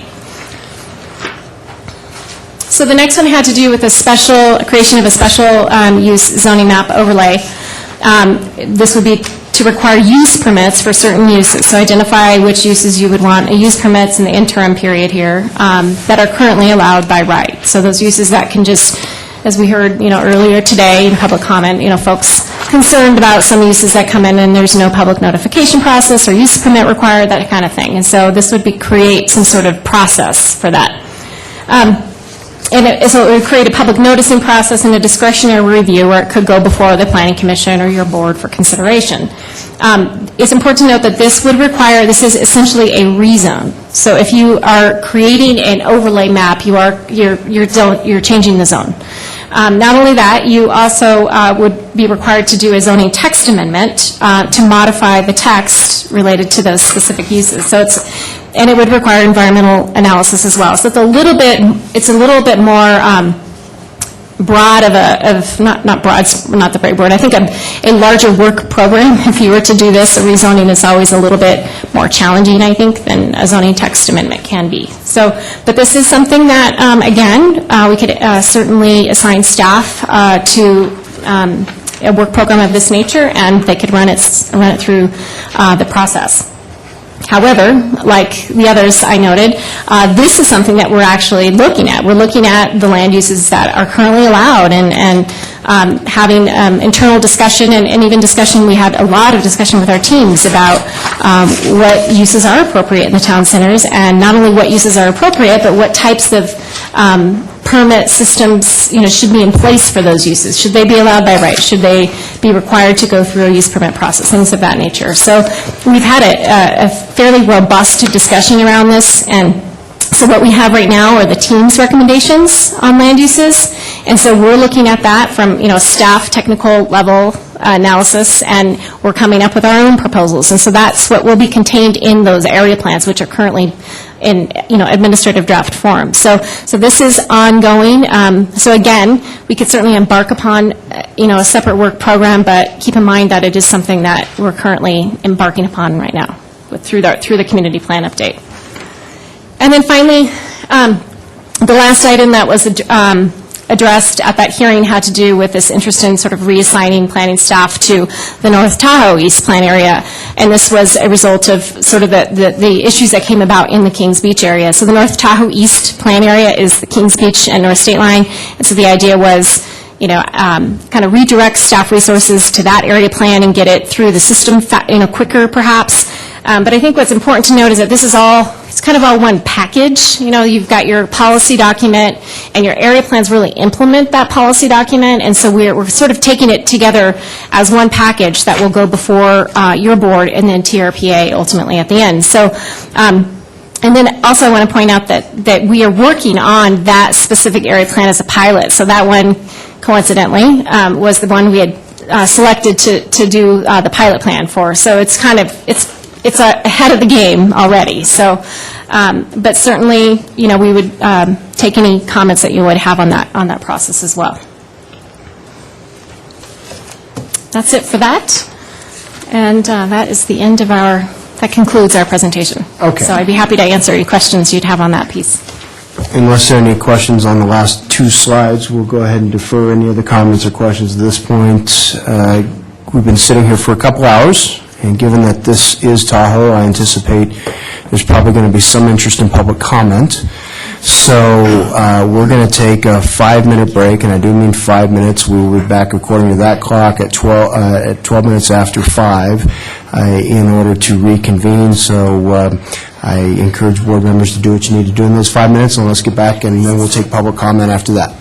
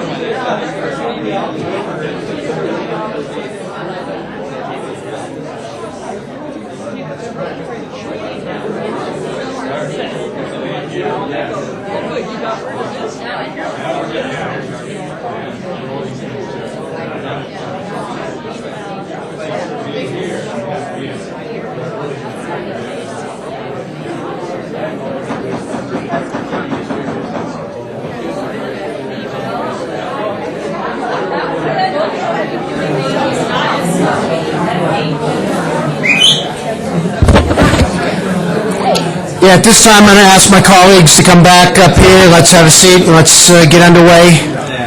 Good stuff. Thank you.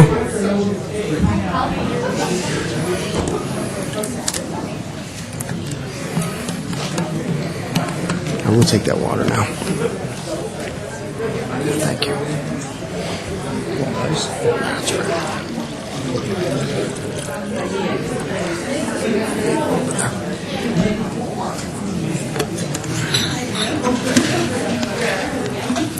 Okay, just by show of hands, would you give me an indication if you intend to speak to the board under public comment at this point or offer us any event? Okay, good. Good group. All right, let's go ahead and jump into it then. We don't have any particular speaker's order, but what I would ask is if there's somebody up at the podium, number one, try to respect the 3-minute limit, and we can hopefully move through efficiently. And also, as somebody is speaking, if maybe one or two people might just line up with a respectful distance behind, but go ahead and queue up behind the current speaker. That'll help us to move through folks a little more efficiently. So I'd invite the public to go ahead and participate in our meeting at this point. Good evening, Shannon Eckmeyer from the League to Save Lake Tahoe. I first would like to thank and acknowledge the amount of work the staff has put into these area plans so far, and the amount of community meetings far exceeds any other area plan process in the Basin, and the amount of public input. We've provided comments through every part of the stage and will continue to do so, and work closely with Placer County and TRPA staff to make sure the policy is in compliance with the regional plan update. I just had a quick question on page, I guess it was slide 56. Jennifer had explained that there might be opportunities for area plan code changes, and I was just curious if there was any ideas what that might be, and also just to advise all of you that the League was a participant in the bi-state agreement put on by both governors, and area plans were a very contentious issue that took a lot of thought and discussion by all stakeholders to get to an agreement. So any area plan code changes, Placer definitely needs to make sure to involve all stakeholders and reach out to members of the governing board to ensure that everyone's still on the same page. Thank you. Yes, thank you. Good afternoon, Ellie Waller, member of the North Tahoe West team. I'll slightly disagree with the last speaker. I am a volunteer selected representative for that team, and I have asked for proper tool sets on a regular basis to complete some of the various efforts and have not been provided those. Our documents are now going to the Technical Advisory Committee. I asked for the members of the TAC team be sent to me. It took a long time. I did finally get them. I think they should at least be explained to the rest of the team members and the general public who those people are that are taking on our documents. I don't know how many of them were here today. I've seen a couple of them. The next steps outlined, I think, has an issue. Why wouldn't the documents go to the team members before they go to the public? I know you're trying to get through a process, but I've spent 2.5 years in an incompleted effort, and I'd like to see some of that validated. I was astounded to hear about a catalyst project at a meeting I attended last week from a developer. No disrespect to that developer, but why hasn't the catalyst projects been identified and taken to these teams before they've been released to the public here at this workshop? I've asked continually for coverage, commercial floor area, and tourist accommodation unit counts for each area plan be identified to the team so we can accurately assess, do we have too many? Do we have too few? None of that information has been provided to the teams. This process has taken community out of community planning. My reality check is the TAC, along with Placer County staff, is drafting the plans, then asking the teams and the public at large to comment on their visions, not our team efforts. Thank you. Thank you. Next speaker, please. And again, if you know, don't be shy about standing up behind a speaker if you want to speak next. Hi, Ann Nichols. I'm on the North Tahoe East Community Plan team, too, for the last couple of years. And, you know, we never got to do density and scale. And density is being increased from 15 units an acre to 40. That's 160%. We wanted to weigh in on this. We've been asking for over a year when we're going to get to it. Oh, well, don't worry, later. When is that going to happen? This is a serious issue for us. And the stuff that you're going through today, you've done a great job, Crystal. I know, absolutely, and all the team. I mean, this is really hard, and this is new, and we're making it up as we go along. But there's some things.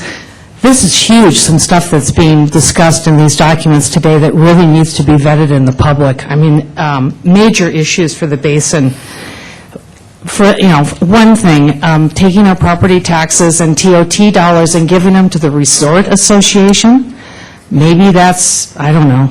I'd like to really think about that one. And then taking CFA, commercial floor area, which we have tons, we have hundreds of thousands of square feet of extra CFA, and then converting that to TAUs. My calculations, I mean, maybe you could go couple thousand more TAUs. The reason we have 13,000 TAUs right now in the Basin, they can be fractional timeshare. They can be, instead of 300 square foot motel rooms, they can be 12 to 1,800 square foot units. This is not nothing. We've really got to think about this carefully. I understand if Placer County doesn't think they have enough of them, but let's look at, first in the town centers, which Ellie said, capacity. How many people can we handle in our town centers? How much commercial floor area? How many TAUs? We've been asking for this for 2 years. Let's have a baseline. A lot of people think we have too much commercial floor area now. So, and that may be true. So anyway, lots of stuff. This is serious, and I just want to say the impediments to developer, I'm a realtor for 44 years. I built a commercial building. If you do stuff within the rules, it's not a problem. It's when you want to go 3 times the height, you want to go 300 units instead of 40, that's when you start getting into trouble at Tahoe. Maybe that's the way it should be. Anyway, thank you for your time. Megan and Jack Cellini, Kings Beach. When the community plan effort began, I convinced my husband to serve on the Tahoe East portion. I don't have the time. I work 4 days a week in Incline, I volunteer, and I'm on NetRack. Now to my observations and comments. Timing. The community plan update has taken far too long. The community plan update team is frustrated and feels it has been cut out of the process by the county. 2, the teams. Teams have worked over 2 long years on these updates. It's been a large investment of time and effort. Members feel that the county is making decisions on critical issues, specifically land use, height, and density, and disregarding or diminishing the team's input over this 2-year effort. The public charrette meetings also added a level of confusion, offering differing opinions that negated the team's comments. And then we already spoke to 2 projects. You can take the Kings Beach Vision Plan and shred it. It's time to re-engage the teams. They've been educated. They spent 2 years on the process. They've worked with TRPA. They've worked with county planning. You need to put your planning department on steroids and get these done now. NETRAC, we can't really review anything. These plans are 5, 10, 15, 20 years old.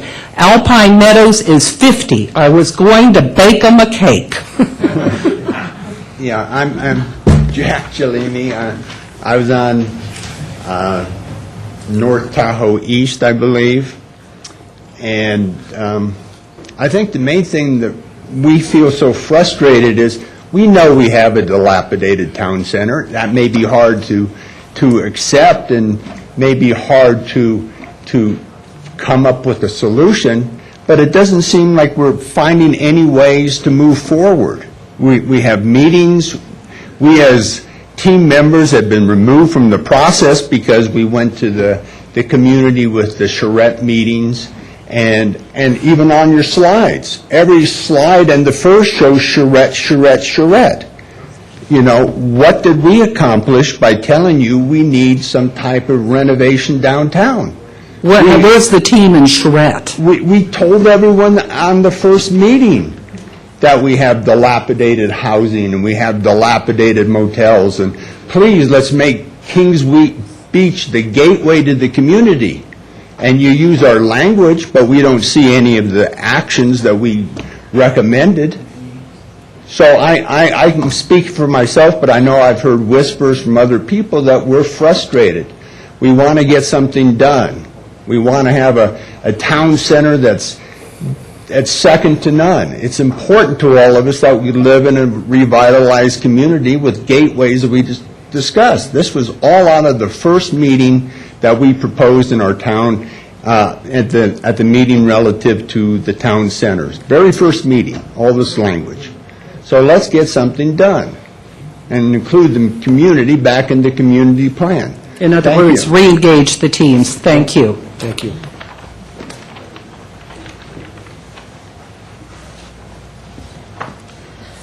All right, thank you. Good afternoon. Jennifer Kwashnick for Friends of the West Shore.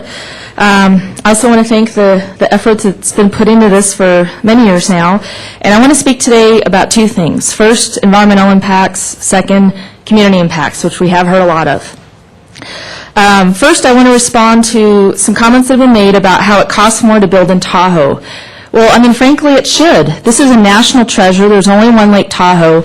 We got to do things here uniquely. We got to protect what we have, and we are not going to be comparable to other places outside of the basin. This is also why people will come here instead of going to the other places, because of Lake Tahoe. The problem is if we start to overbuild it and we ruin what's special, then people aren't going to want to come here anymore, and they're not going to want to deal with the extra traffic and the extra building, the extra cost to come here, looking at a murky lake and not being able to walk along the nearshore areas anymore because there's too much algae. They're also not going to want to look at the new townhomes up on the ridgelines, as we're going to hear about, or you're going to hear about more tomorrow with the Martis Valley Area Plan. So just to hit on a couple of points, as I mentioned, nearshore is a big issue, and the focus of the regional plan update is not the nearshore. It is the mid-lake clarity. The nearshore is affected by different things. There are studies that have come out since the RP was adopted, and so Placer County is going to need to consider that. And when you put more coverage next to the lake, you're making the nearshore conditions a lot worse.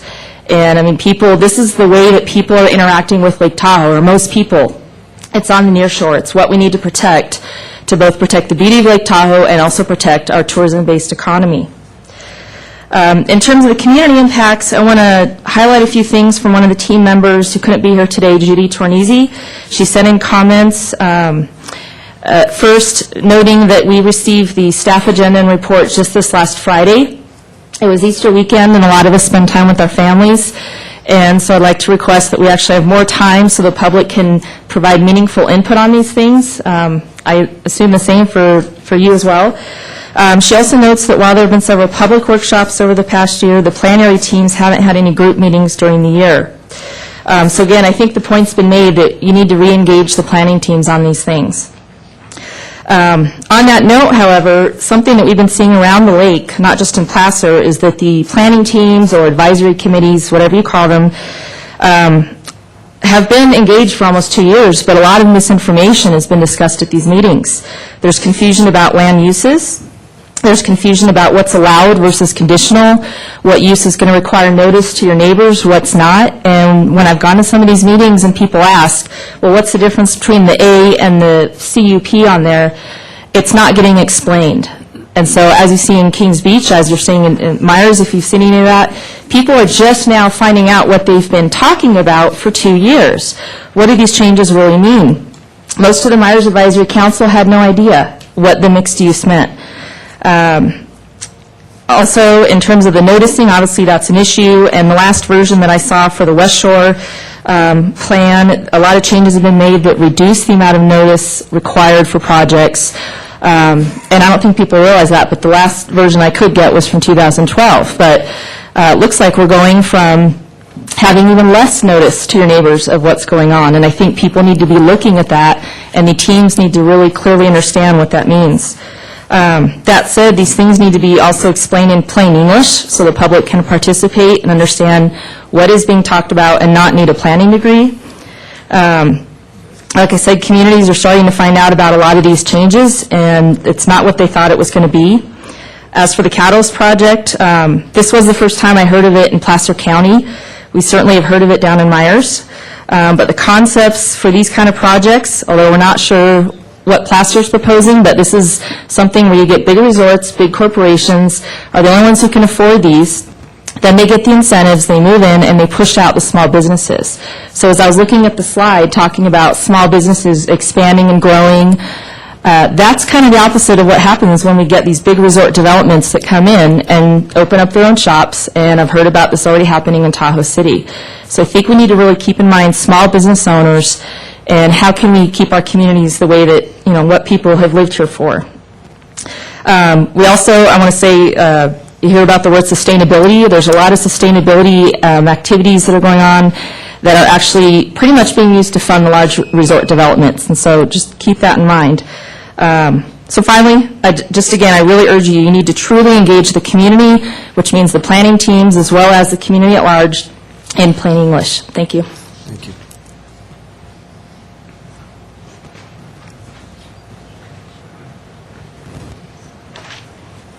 Tom Burt, again from Kings Beach. I did like some of your comments earlier with the redevelopment things, and I think Cedar Glen Lodge is a good example of redevelopment with mixed use in Tahoe Vista, which is the town I grew up in, and you see it as a pretty vibrant hotel these days doing pretty well, and I think that was just something that was a very important use. I was hoping that my daughter was going to show up. She actually wrote a letter because I was trying to write a letter, and so I wanted to read it. She had Girls on the Run this afternoon, and I wasn't sure if she was going to make it or not. So, TEA, Tahoe Expeditionary Academy, by Hanya Burt. We have lived next door to the T, and it has not been very pleasant. On the first meeting, my father asked what about traffic, parking, and safety, and DC, who's the school owner, or however you want to put it, dismissed his questions. When the first school got here, when the school first got here, the parents always pulled in our driveway. So whenever I rode my bike to school, I was scared of getting run over and almost got hit twice. Second of all, parents always park in front of our driveway. So my mom or dad goes down there, taps on their window, and says, "You are blocking our driveway." One day, our friend parked on the street, and one of the teachers said, "You can't park here. It is T parking." And my mom was upset. Thank you. Thank you. Anybody else wish to address? Yes, sir? After this gentleman, how many other folks are interested in addressing the board before? Okay, I see a couple more hands. Sorry. Good afternoon. My name's Rod Monty. I live in Kings Beach. I'm a retired school teacher. I spent 30-something years in the public school system in California. And I'm really concerned about the proposed school down. Okay, sir, let me interrupt you just for a moment. That project is not what we're discussing tonight. We are discussing the community plan update. That project has already been before our board. We're on down the road on that one. So that is really not the focus of our conversation. Well, I must be misinformed. I thought the last speaker spoke directly to that issue. I let him read his letter. Since his daughter took the time to write it, I let him read the letter. But that's not the focus. Okay. Thank you. Appreciate that. Again, we are here discussing the Tahoe Basin Community Plan update. Is there anybody else that would like to address the board on the item that's on the agenda? Good afternoon, members of the board, distinguished staff, legal counsel. My name is Greg Lean. I've been an attorney here in Tahoe City for the last 35 years, and I've been an AICP for 30 of those years, and certainly have been involved in my share of litigation over land use, and certainly been involved in many disputes similar to what you're having now. And I wanted to kind of give you a ride back in the time machine a little bit, because I have some concerns that we may be moving too fast, especially as to projects. Now, I want to put the T project in context, because I am here at the podium representing an individual who lives right next to the T project. Her name is Debbie. But your comments are going to be regarding the community plan? They are going to be in regard to process here, and narrowly focused on process, because that's really what we're talking about here, is how do we deal with what we would have called it back the last time we had a big deal over moratoriums at Tahoe. And the big moratoriums in the late 80s, we dealt with pipeline projects, very similar to what you have here. So I'll put it in the context of pipeline projects, folks who have an application in and an investment-backed expectation in trying to get something out the other end of the pipe. Okay. And now they're running up against what they view as new processes that we're discussing today. So that's the context I want to put this in. Thank you. I appreciate that. Right. And I also want to put it in the context of your comments earlier, too, about we want to have an implementable plan. We want to avoid litigation. We want to get things done here. And I think what we're really talking about here is trying to find a sweet spot for pipeline projects and all projects that will come down the road here. We want not to go to a moratorium like we've been through before. We don't want to, though, I would say, go through an amnesty kind of thing for pipeline projects, where simply because you got an application in on assumption that we can simply take an existing use and approve it with no public hearings, no discretionary hearings, and no secret review. I don't think you can go that far either. Let me speed through some comments after I'm done answering your questions and targeting my comments here. So I think we need to look at a couple of key factors here. The first key factor is that when these use lists were established, nobody gave thought to all of the interlinking requirements that we have now in terms of land use parameters like traffic, parking, how the uses interact with each other, where the focuses of development will be. This, the current zoning is horribly outdated. It's at least 20 years old, and I'll submit to you it goes back before that to a series of meetings where it's really been largely unchanged since I sat down with Gabby Barrett at TRPA, Bill Combs from your staff, and we started whipping in things at a series of little charrettes around the lake, and some of them were well attended, some of them were subject to the equivalent of T projects back then, and a lot of discussion of pipeline projects, and some that were just nobody showed up and uses got in there. And I don't remember, Kings Beach being particularly controversial then. Second main point is really a timing one. If you're going to consider pipeline projects now, really what you're doing is essentially giving up on the planning process before the plan is even adopted. We know in view of your staff's comments that tourism is the key. another commenter already said, we've probably got too much commercial floor area. We don't have enough tourist accommodation units. And this area in Kings Beach where the T project is absolutely the jewel in the crown, the jewel in the crown. It's immediately next to the town center. It's immediately next to the event center. There couldn't be a more key area to give up on before we've even had a shot at implementation. And implementation is important to you. Please try to conclude your remarks. All right, I'll try and wrap up as rapidly as I can. I think another main point is that in order to reduce the risk, and that's another thing here that drives up costs in the Lake Tahoe Basin, you don't want to be able to allow somebody just go ahead when there's risks on the other side. That's what happened in the 80s. TRPA bowled ahead, adopted a regional plan in advance of getting all the stakeholders together, and of course somebody's going to torpedo you. And they torpedoed TRPA's plan up one side and down the other, got a federal court to agree, and we were in absolute economic distress like you've never seen.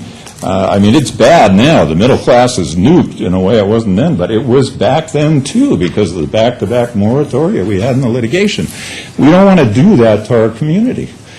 And I'd submit to you that you want to bulletproof some of these projects and give them some base level of review to protect them from future attack, and also give the community meaningful input. Allowing pipeline projects to go through with no public hearing, with no CEQA analysis, is not giving them the exposure that they need to bulletproof themselves. Thank you.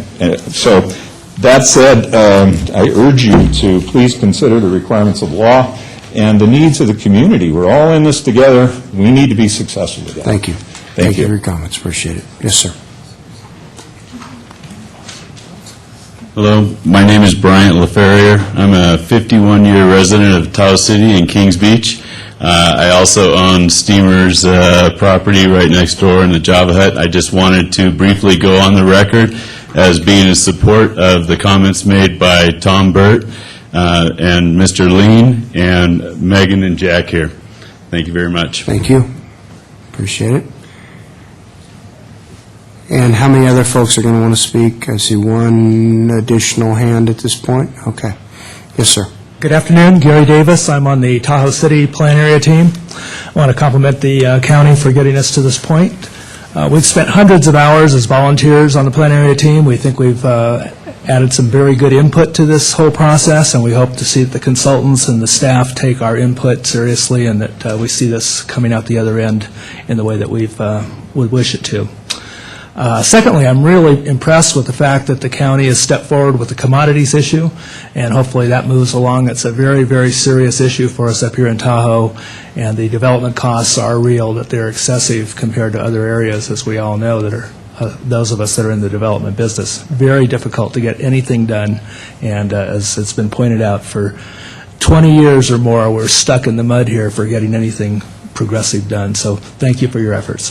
Thank you.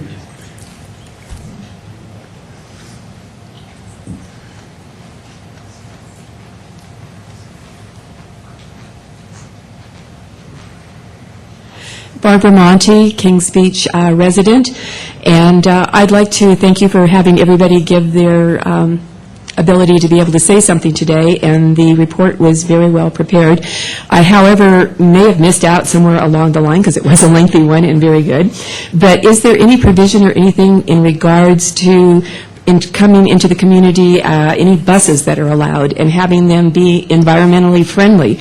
That's something that I'm kind of concerned about with any possible new future development that will bring buses in, whether they be natural propane or whatever, that they are environmentally friendly. Now, are you, just out of curiosity, are you talking about buses in conjunction with coordinated transit services or simply tour-type buses? What do you? Probably both. Okay. I'm seeing I know you don't want to bring up the T thing because it's not on the agenda at this point in time, but I know they have a lot of buses. So not just them, but any facility or any new development that would come in, I would like to see that they're making us environmentally friendly.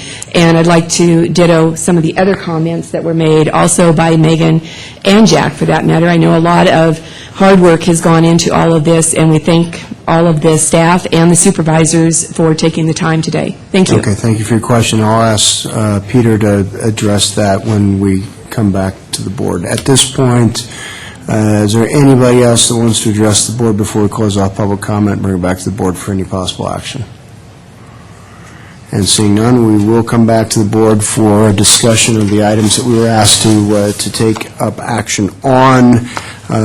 What's the pleasure of the board at this point? Well, first, before we jump into that, Peter, you want to address the item in regard to the issue of buses and whether or not we as the county have any kind of jurisdiction over what we can and cannot allow in the basin? Sure, Supervisor Euler. Right now, I think with our I'll go back to parking because I think there's a tie there with development right now where there's a tool, depending on how close you are to an existing transit stop, you can use that to offset some of your parking needs.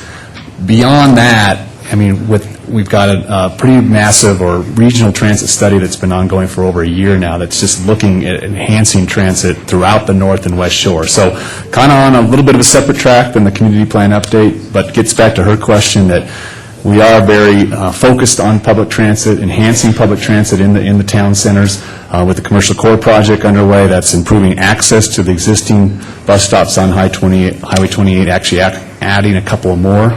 So through that perspective, I think it gets to what she desires.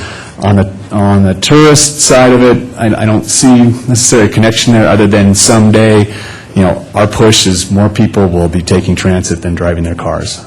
So. But the county, if a tourist bus originates out of Reno, the county doesn't have the authority to regulate the type of internal combustion engine that can be used to motor people into the basin in that regard. No, I'd probably defer to the Air Resources Board on kind of the types and the emissions and those sorts of things. And then, as it relates to buses, they're used by schools and all the rest. I know that the Air Pollution Control District does have grants that we use to make available to private sector and public sector emission sources, and that does include buses for clean air buses and things like that. But beyond that, we really don't have a lot that we have at our disposal. Yes, agreed. Okay. Yep. All right, thank you. Yes, Supervisor Holmes? Yeah, I had a question about reassigning and redirecting staff resources. It was my understanding that we had done something of that nature earlier in the year. Did we not reassign Paul Thompson to Tahoe? Is that something? Which is why he's here. Yeah. Michael and Paul could speak to the question as well, but we've absolutely increased our staff bandwidth and capacity up here in Tahoe. We've also accelerated our contracting for the preparation of the community plan, and tomorrow on the board's agenda will be a recommendation to move forward on the environmental studies necessary to advance this effort further. So we're doing everything we can, both within our Community Development Resource Agency to devote the level of staff resource necessary to stay on track, but also to outsource those things that make sense to do with contractors and consultants. Okay. As a follow-up to Mr. Bosch, the question before the board this afternoon has to do with reallocating existing resources away from the community plan to address those issues that were brought up at the January 21st meeting. As set forth in your staff report, staff doesn't think it's the best use of the staff's time or money, but rather to keep efforts focused on the community plan to get them completed as quickly as possible.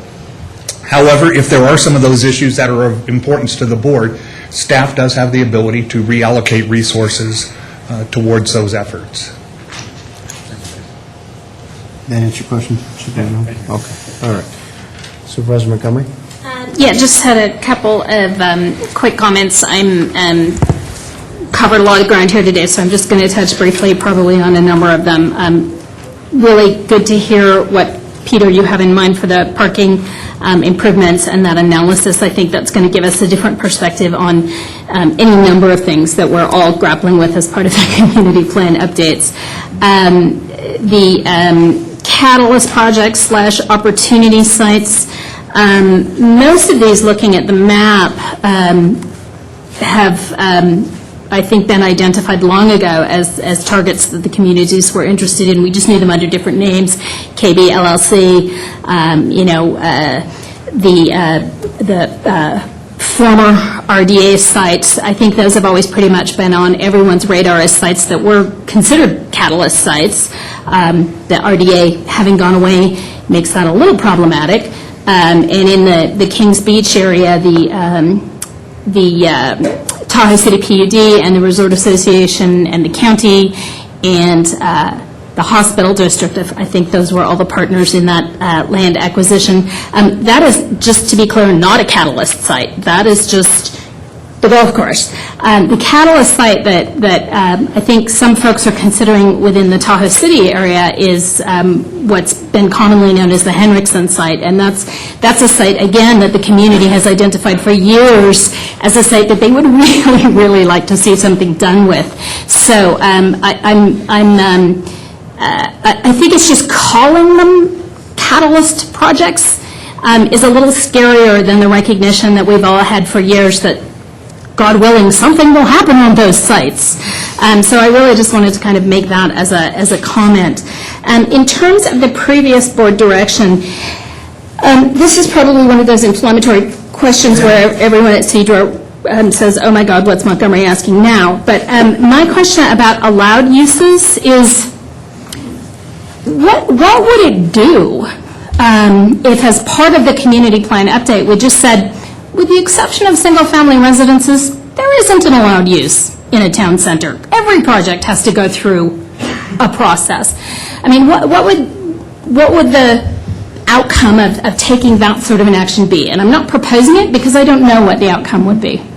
I think that action would be contrary to the goals of the regional plan and the goals of the region and the Tahoe region in general. Mm-hmm. The idea is to try to eliminate barriers. And by doing that, you're actually constructing more barriers to actually get environmental redevelopment and ultimately environmental threshold gain on the ground. So I think that is really contrary to the sort of long-term goal of TRPA, the county, and the entire Tahoe region.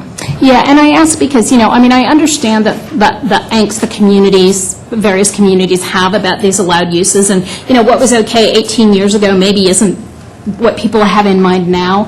And so I'm really just struggling with the idea of, how do you get around the fact that people's opinions and ideas about what is appropriate and isn't appropriate for an allowed use, frankly, does change over time. I mean, clearly what the community thought was great for allowed uses 18 years ago, not all members of the community support now. And frankly, probably all members of the communities didn't support it 18 years ago either. I'm sure there was another board going through this exact process 18 years ago.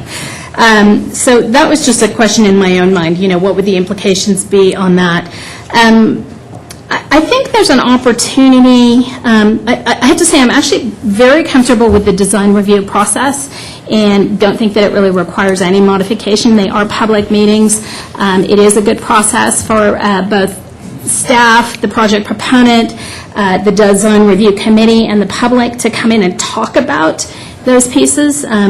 Would love to see more folks there. I mean, I often hear the design review board members say, gosh, it would be great if the public showed up. So, I think that possibility already exists. Part of the staff report said that there were possibly ways to not do a separate standalone zoning text amendment for public noticing processes, changing those potentially, or creation of a special use zoning map overlay. What would those processes, what would we actually be recommending if we said, let's change our public noticing processes? There would be a modification to our zoning text. So right now, we have very specific standards that we follow for public noticing. And so, but we can only apply public noticing to discretionary projects. And so the ones in Kings Beach, that would be the only discretionary action that would be required for allowed uses is design review. And so that was why I talked through that design review process. So you would essentially be changing the zoning code, that there's a specific code that's related to design review process and public noticing for that. And so you would modify that code. So it would be a zoning text amendment similar to the other county-initiated zoning text amendments that my staff has brought forward in the past. And it would, but there's a review process in the sense that it has to be kind of reviewed internally, and then it would go before NITRAC. But it sounds like it would be, if we were to give direction or to go down that path, it sounds like it would be exactly what you said just a few minutes ago, which is that would be in conflict with the regional plan update idea of making the process more accessible and easier, for lack of a better term. Correct. Yeah, it would be creating another layer, Right. Yes. Right. For an applicant to come in. And the same with the creation of a special use zoning map overlay? Yes. Okay. All right. Thank you. So just along those lines, the process we're going through right now of updating the community plan, if folks are concerned about what happened with the school, we need to get this done. If people are concerned about the dog grooming thing, we need to get this done. Because it's in this process that we take those steps that address these issues and where we actually do lay out the uses that are allowed and won't be allowed. So we need to move forward and get this thing done. And I feel confident at this point that planning staff has the resources and are on an appropriate track to get this back to us. What we as a community dealt with the school was unfortunate, and I very much hope that that was a first and last kind of occurrence like that before we get this done, and before we have clear rules in place to hopefully help us implement the vision that I think a lot of us do share. And a lot of the work, I know that some of the team members feel as though their work, the importance of it, may have been diminished over time with the introduction of the charrettes and all the rest. I couldn't disagree more. I very much value, I know Jennifer does and every member of the board does, very much values the work that the team members put into what has been developed and what is going to continue to be developed over this year for the community. Just because we value it doesn't mean we necessarily agree with it. But we do appreciate the time that you folks have put in, and given the nature of these, I went through it in my district with the Granite Bay Community Plan update, not but 4 years ago. Given the nature of these, when we sit down and adopt what finally gets adopted next May, not everybody's going to leave here with a smile on their face. That's just the way that it is. And yet, please don't ever underestimate the role that your active involvement has in forming these plans, because nobody on this board underestimates or diminishes that. So we thank you for your service and encourage you, please continue to stay involved, as I suspect you probably will anyway. Were there any items that the board wanted to take up under requested actions at this point, or have we pretty much discussed that in terms of this idea of an overlay or anything along those lines? I'm not seeing anybody jump out of their seat with a motion. So that being the case, unless any of the board members have anything that they'd like to say in conclusion this afternoon? I just want to say in conclusion that I totally agree with Supervisor Euler that what our board hears and what staff hears is taken very seriously, and it is taken into consideration in part of the process. It is included where possible, but just like pretty pictures and design charrettes, everybody doesn't get everything that they hope for, because unfortunately there isn't a community plan fairy. But I think the other really important thing that I'm hearing, not just today but throughout the community, is this very sort of two very different concerns, and often from the same people. One is, it's not going fast enough. We need to finish it because it's taken too long. And I think it's important to recognize that it's actually been less than 2 years from the first public plan team meetings. And we did say very early on in the process that it would take 3 to 5 years. So we're actually on schedule. But the other thing that I hear from people who say it's taking too long is, but we need more meetings. And this is always the dilemma that we have, whether it's plan team updates or whether it's anything throughout the county, is that fine line that staff, the board, and the public has to walk between meeting forever and actually then getting to an outcome that everybody wants to get to and that we all agree that we want to get to. And so I actually want to really thank Crystal, thank her staff for getting us very far down the line in this process. And I want to encourage us to continue working with as much alacrity as possible in getting this to a completion, because I would love to walk away from this and say, yeah, we beat that 3-year deadline that we talked about. And we may not get there, but I think there are opportunities to, refocus on the time frame, sharpen our pencils a little bit, maybe work a little more robustly with some of our partners, particularly, I think, the TRPA, to make sure that, we don't have any nasty surprises moving down the line, but we really are in sync in the process, and get to an outcome that not everybody loves, but that everybody can live with for the next 20 years. Thank you, Supervisor Montgomery. Mr. Whitehead? Closing comments for me, just that you're looking for some direction. I'm probably going to confuse you more than help you. So first thing I'll do is thank you all for all the great work that you've done so far in the community for the input.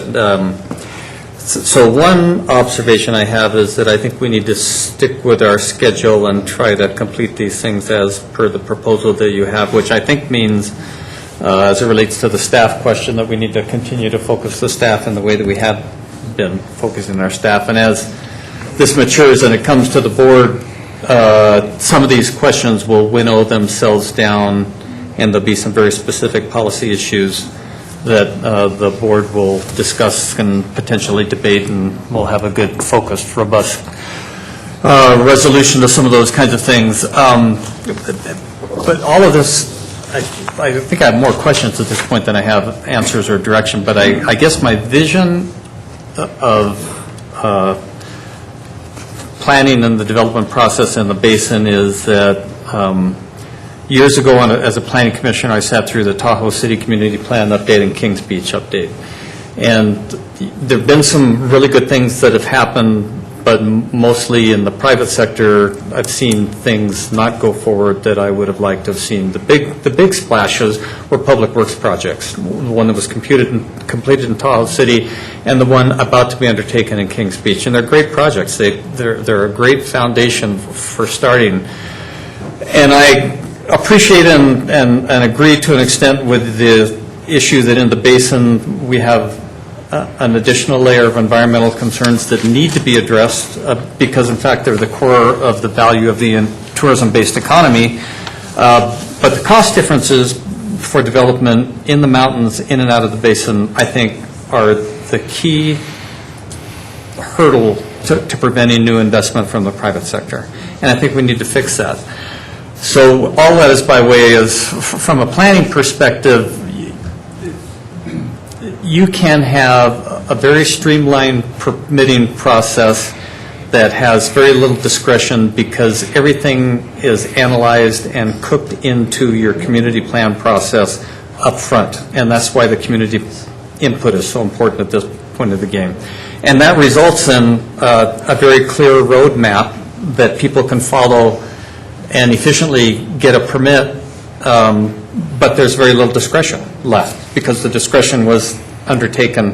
And I think that's the approach we've been trying to pursue. And I think that's what we need to try here in the Basin, because what we had before didn't serve us as well as I would have liked to have seen. So we're going to have some enthusiastic conversations as we consider the plan update and resolve it. But I think that's the approach we've been taking, and I think that's the outcome that we have to focus on. And I look forward to that work, but I do think we need to keep it on schedule and get it done. Okay. And I'm happy to meet on the side and not take up a ton of board time or staff time, if that will help, if staff has some questions that they'd like greater clarity from me regarding. Okay, thank you. Any other comments by any other board members? Seeing none, thank you all for participating in this update discussion. The board is going to recess our meeting here. We will be reconvening our meeting over at the Visitors Information Center on 100 North Lake Boulevard in Tahoe City. And so with that, we'll go ahead and step into recess.